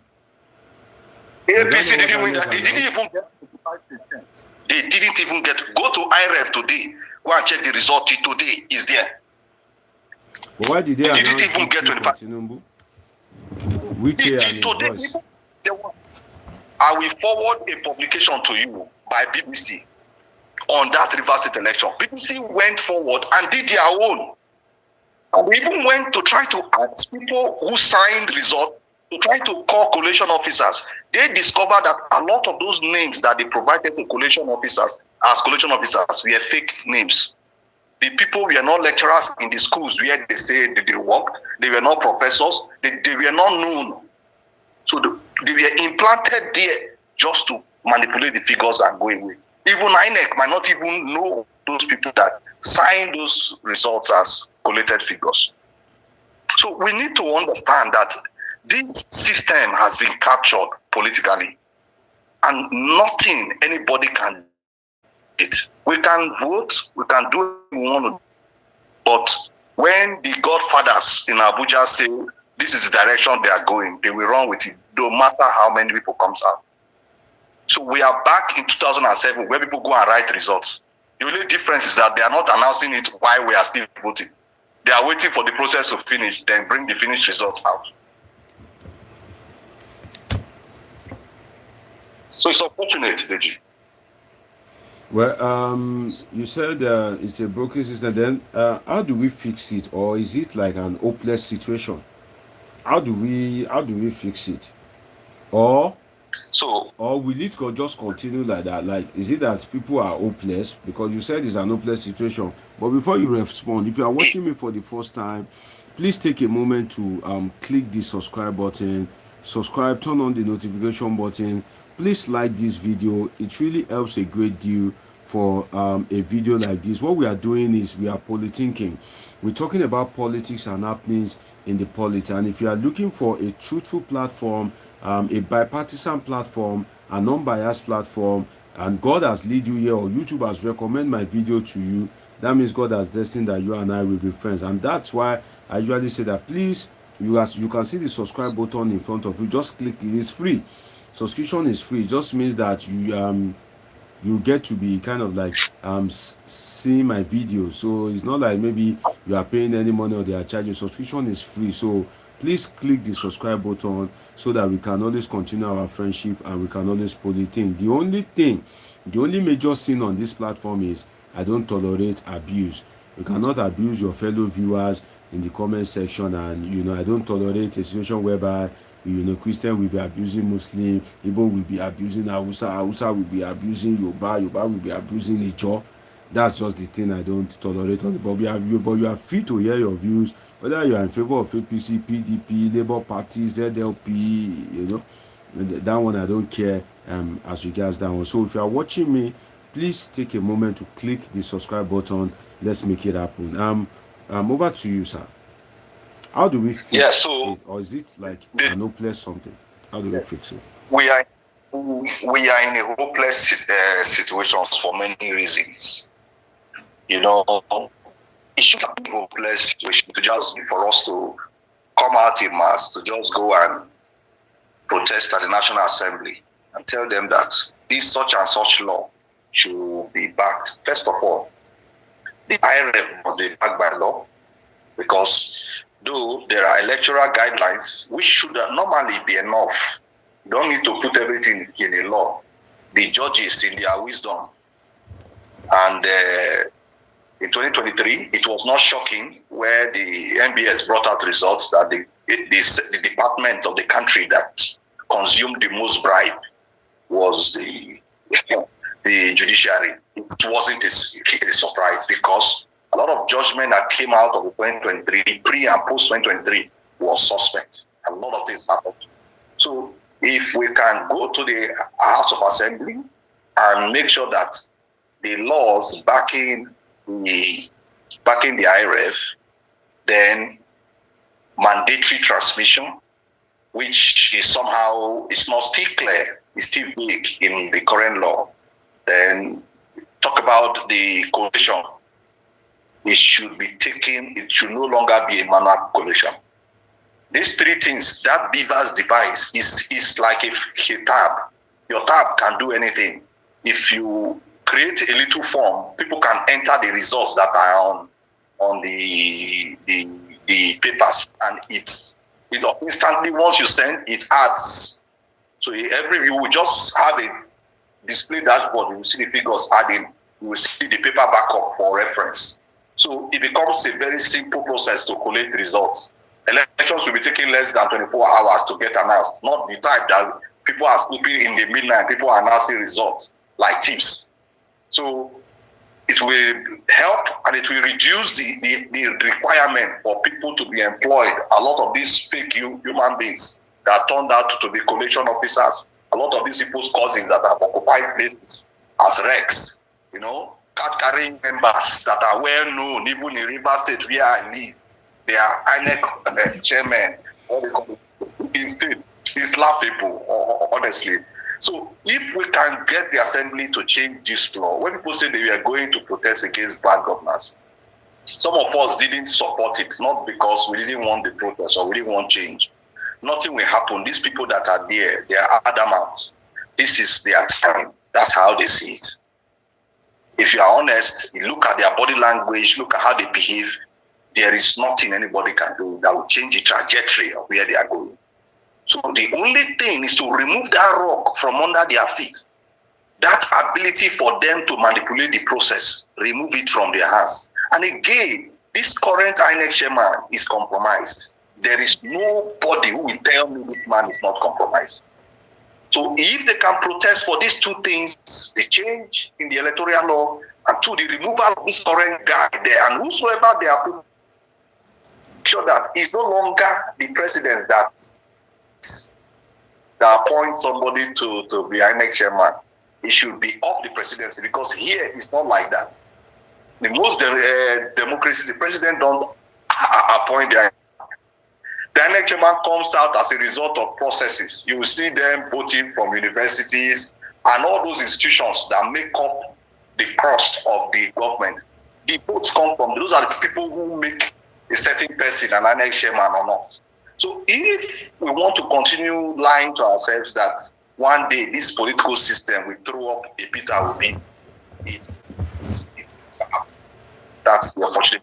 I worked for Peter Obi in 2023, and I knew what, even from within Labour Party, we were fighting with Labour, and we were supposed to be on the same team.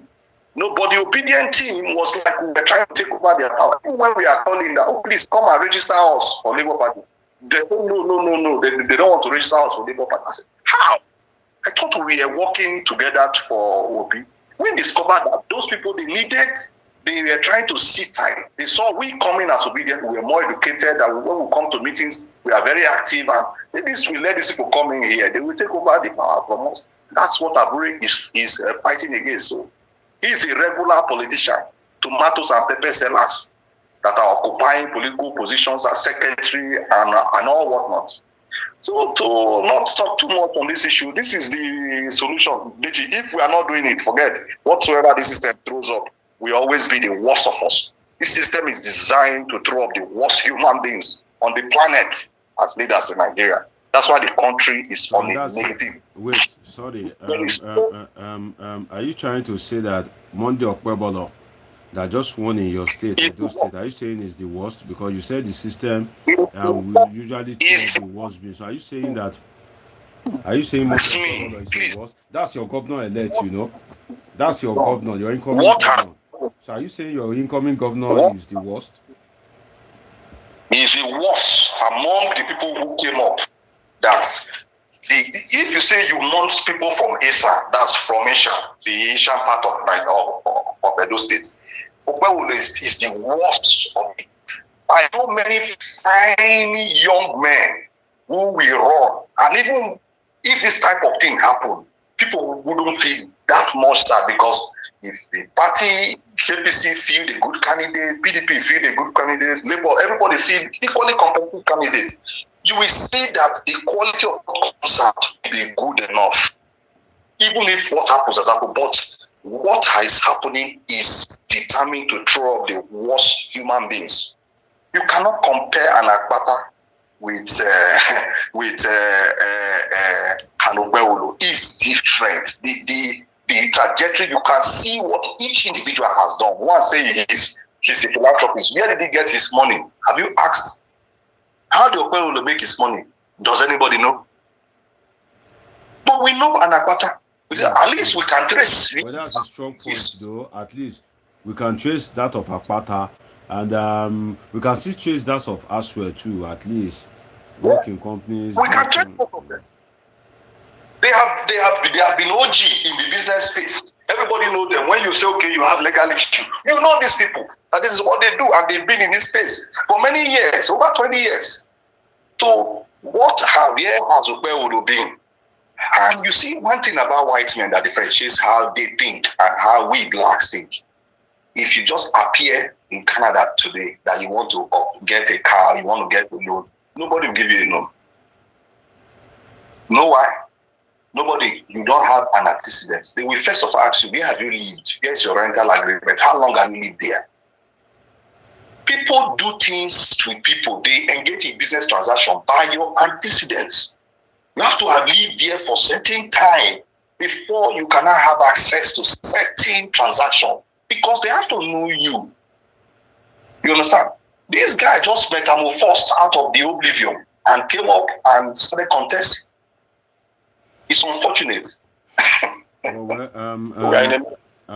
It's unfortunate, but then that's your incoming governor. Before I take your parting shot, please, if you are watching me for the first time or you are a returning viewer and you are yet to subscribe, please take a moment to subscribe and turn on the notification button so that we can always Polithink together. If you have been looking for a bipartisan platform, a matured platform, a platform that both the viewers and the administrator of the platform, they are all intellectuals, because I believe that everybody on this platform are intellectuals, even by their conduct. By their conduct, you shall know them. So if you are watching me for the first time, you are in the right place. Do well to click the subscribe button so that we can always Polithink together. And Akitude, great to have you again. And that's one of my loyal viewers. He says, hello, Dr. Deji, what is the topic for this? Well, we'll be discussing leadership in Nigeria. You missed to Akitude, maybe you need to kind of like reverse the video. Maybe after I'm done, you can watch that. You can rewatch the video. That's why I usually say that my video is the tonic that I can recommend for you. If your wife is angry with you, play my video. Don't worry, she's not going to fall in love with me, okay? But when she hears my video, her heart will melt, and she's going to reconcile with you. So if you are sick, play my video and you'll be healed. So if you are watching me for the first time, do well to subscribe. So Mr. Josh, your parting shot, sir. Your parting shot. Yeah, so my parting shot is I did not vote. No, so Mega, where have you been since you are just coming? You are saying hello, Dr. Deji. What kind of hello is that? Where have you been that you are coming late to class? You say you are sick. What cause your sickness? Wetin cause your sickness? You don't go club, go flex, go enjoy. I been at that girl we visit you yesterday. Now you don't overrub you. Not so Mega. Not so Mega. Where are you watching me from? That's why I will know whether you are sick truly. Because if you are watching me from abroad, people don't usually sick abroad. It's Nigeria that they have typhoid, malaria, cholera, all these things. But abroad, people don't usually sick. Also, please, Mr. Josh, your parting shot, sir. Yeah, so for those who think that this is a party thing, I don't think it's a party thing. All the parties in Nigeria have the same set of people in them. At least I can speak from my own experience with Labour Party. At least I've come close to the Labour Party leadership within my area, my local government, then in Rivers State. So I know how they think. They can sell their own candidate if you don't grease their palm. And obedient then is... sorry, Mr. Josh. If you are saying, if you are from Edo State, and you are saying that they won't vote if they don't grease their palm, are you indicting the people of your state? Are you indicting their level of education, civilization, and integrity? Because this is your state. So if you say your people cannot vote without greasing their palm, so are you doubting the integrity of Edo State? I get. Or you are doubting their capacity to make decisions? Because if Edo people say we want Okpebholo, if you are saying no, are you doubting their capacity? And you are not in Edo State. You are the one there anyway, and they know what they want. They know what exactly for them. How about that? So let me give you my point. Why I said I was referring to my experience with the political parties. So I'm giving you my parting shot, trying to tell you that these parties are all the same. If you can do that in a minute, that would be helpful. Yeah. These parties are all the same. No matter the party, I'm interested in the quality of candidate. If you are to vote in that election, who would you have voted for? If somebody like Asue had been thrown up, would have said fine. But like I said, this system is rigged to favor the worst kind of human being. People sell their vote because, one, they lack hope. They don't even believe those votes will count. So they feel it is cheaper to wholesale it and get something than to just waste time voting, because in fact, the politicians are making this thing look like mentally people have to be worn out, so that people even don't come out to vote, or people come out and just make money out of their vote. So that's the picture that they want us to see. So we have to fight and make sure we do these two things. House of Assembly, the laws around the election will improve. Okay. There should be no manual collation. That's one. And the second, INEC chairman should be removed. Okay. President should not appoint any chairman. Okay. The INEC chairman should come from a system other than appointment. Okay. Thank you. God bless you for your contribution. God bless you for your time. Great to have you. I appreciate it. Thank you. So you just heard from Josh from Canada, and he's an Edo State indigene, so he was talking about the politics of his home state. Yeah, if you are just joining us, you are late. I'm not so saying nobody visits me. Oh, na malaria. I'm in Lagos. Well, that's why we are talking about leadership. But no, so you are a cute guy in Lagos and nobody visits you. No, so I don't believe you. How about all those Lagos guys? You know, well, I wish you speedy recovery. Also, one of my regular viewers on this platform, shout out to you. I wish you speedy recovery. Okay. It's been an interesting time with all of you. The day is fast spent. Let's see what happens tomorrow by the special and mighty grace of God. If you are watching me for the first time and you are yet to subscribe, please take a moment to subscribe. Click the notification button, and let's always Polithink together. Till I come your way next time, hopefully tomorrow. Like I usually say, I'm not always far from you, and of course, we'll make it happen. I love you all sincerely. God bless you. Thanks for your time.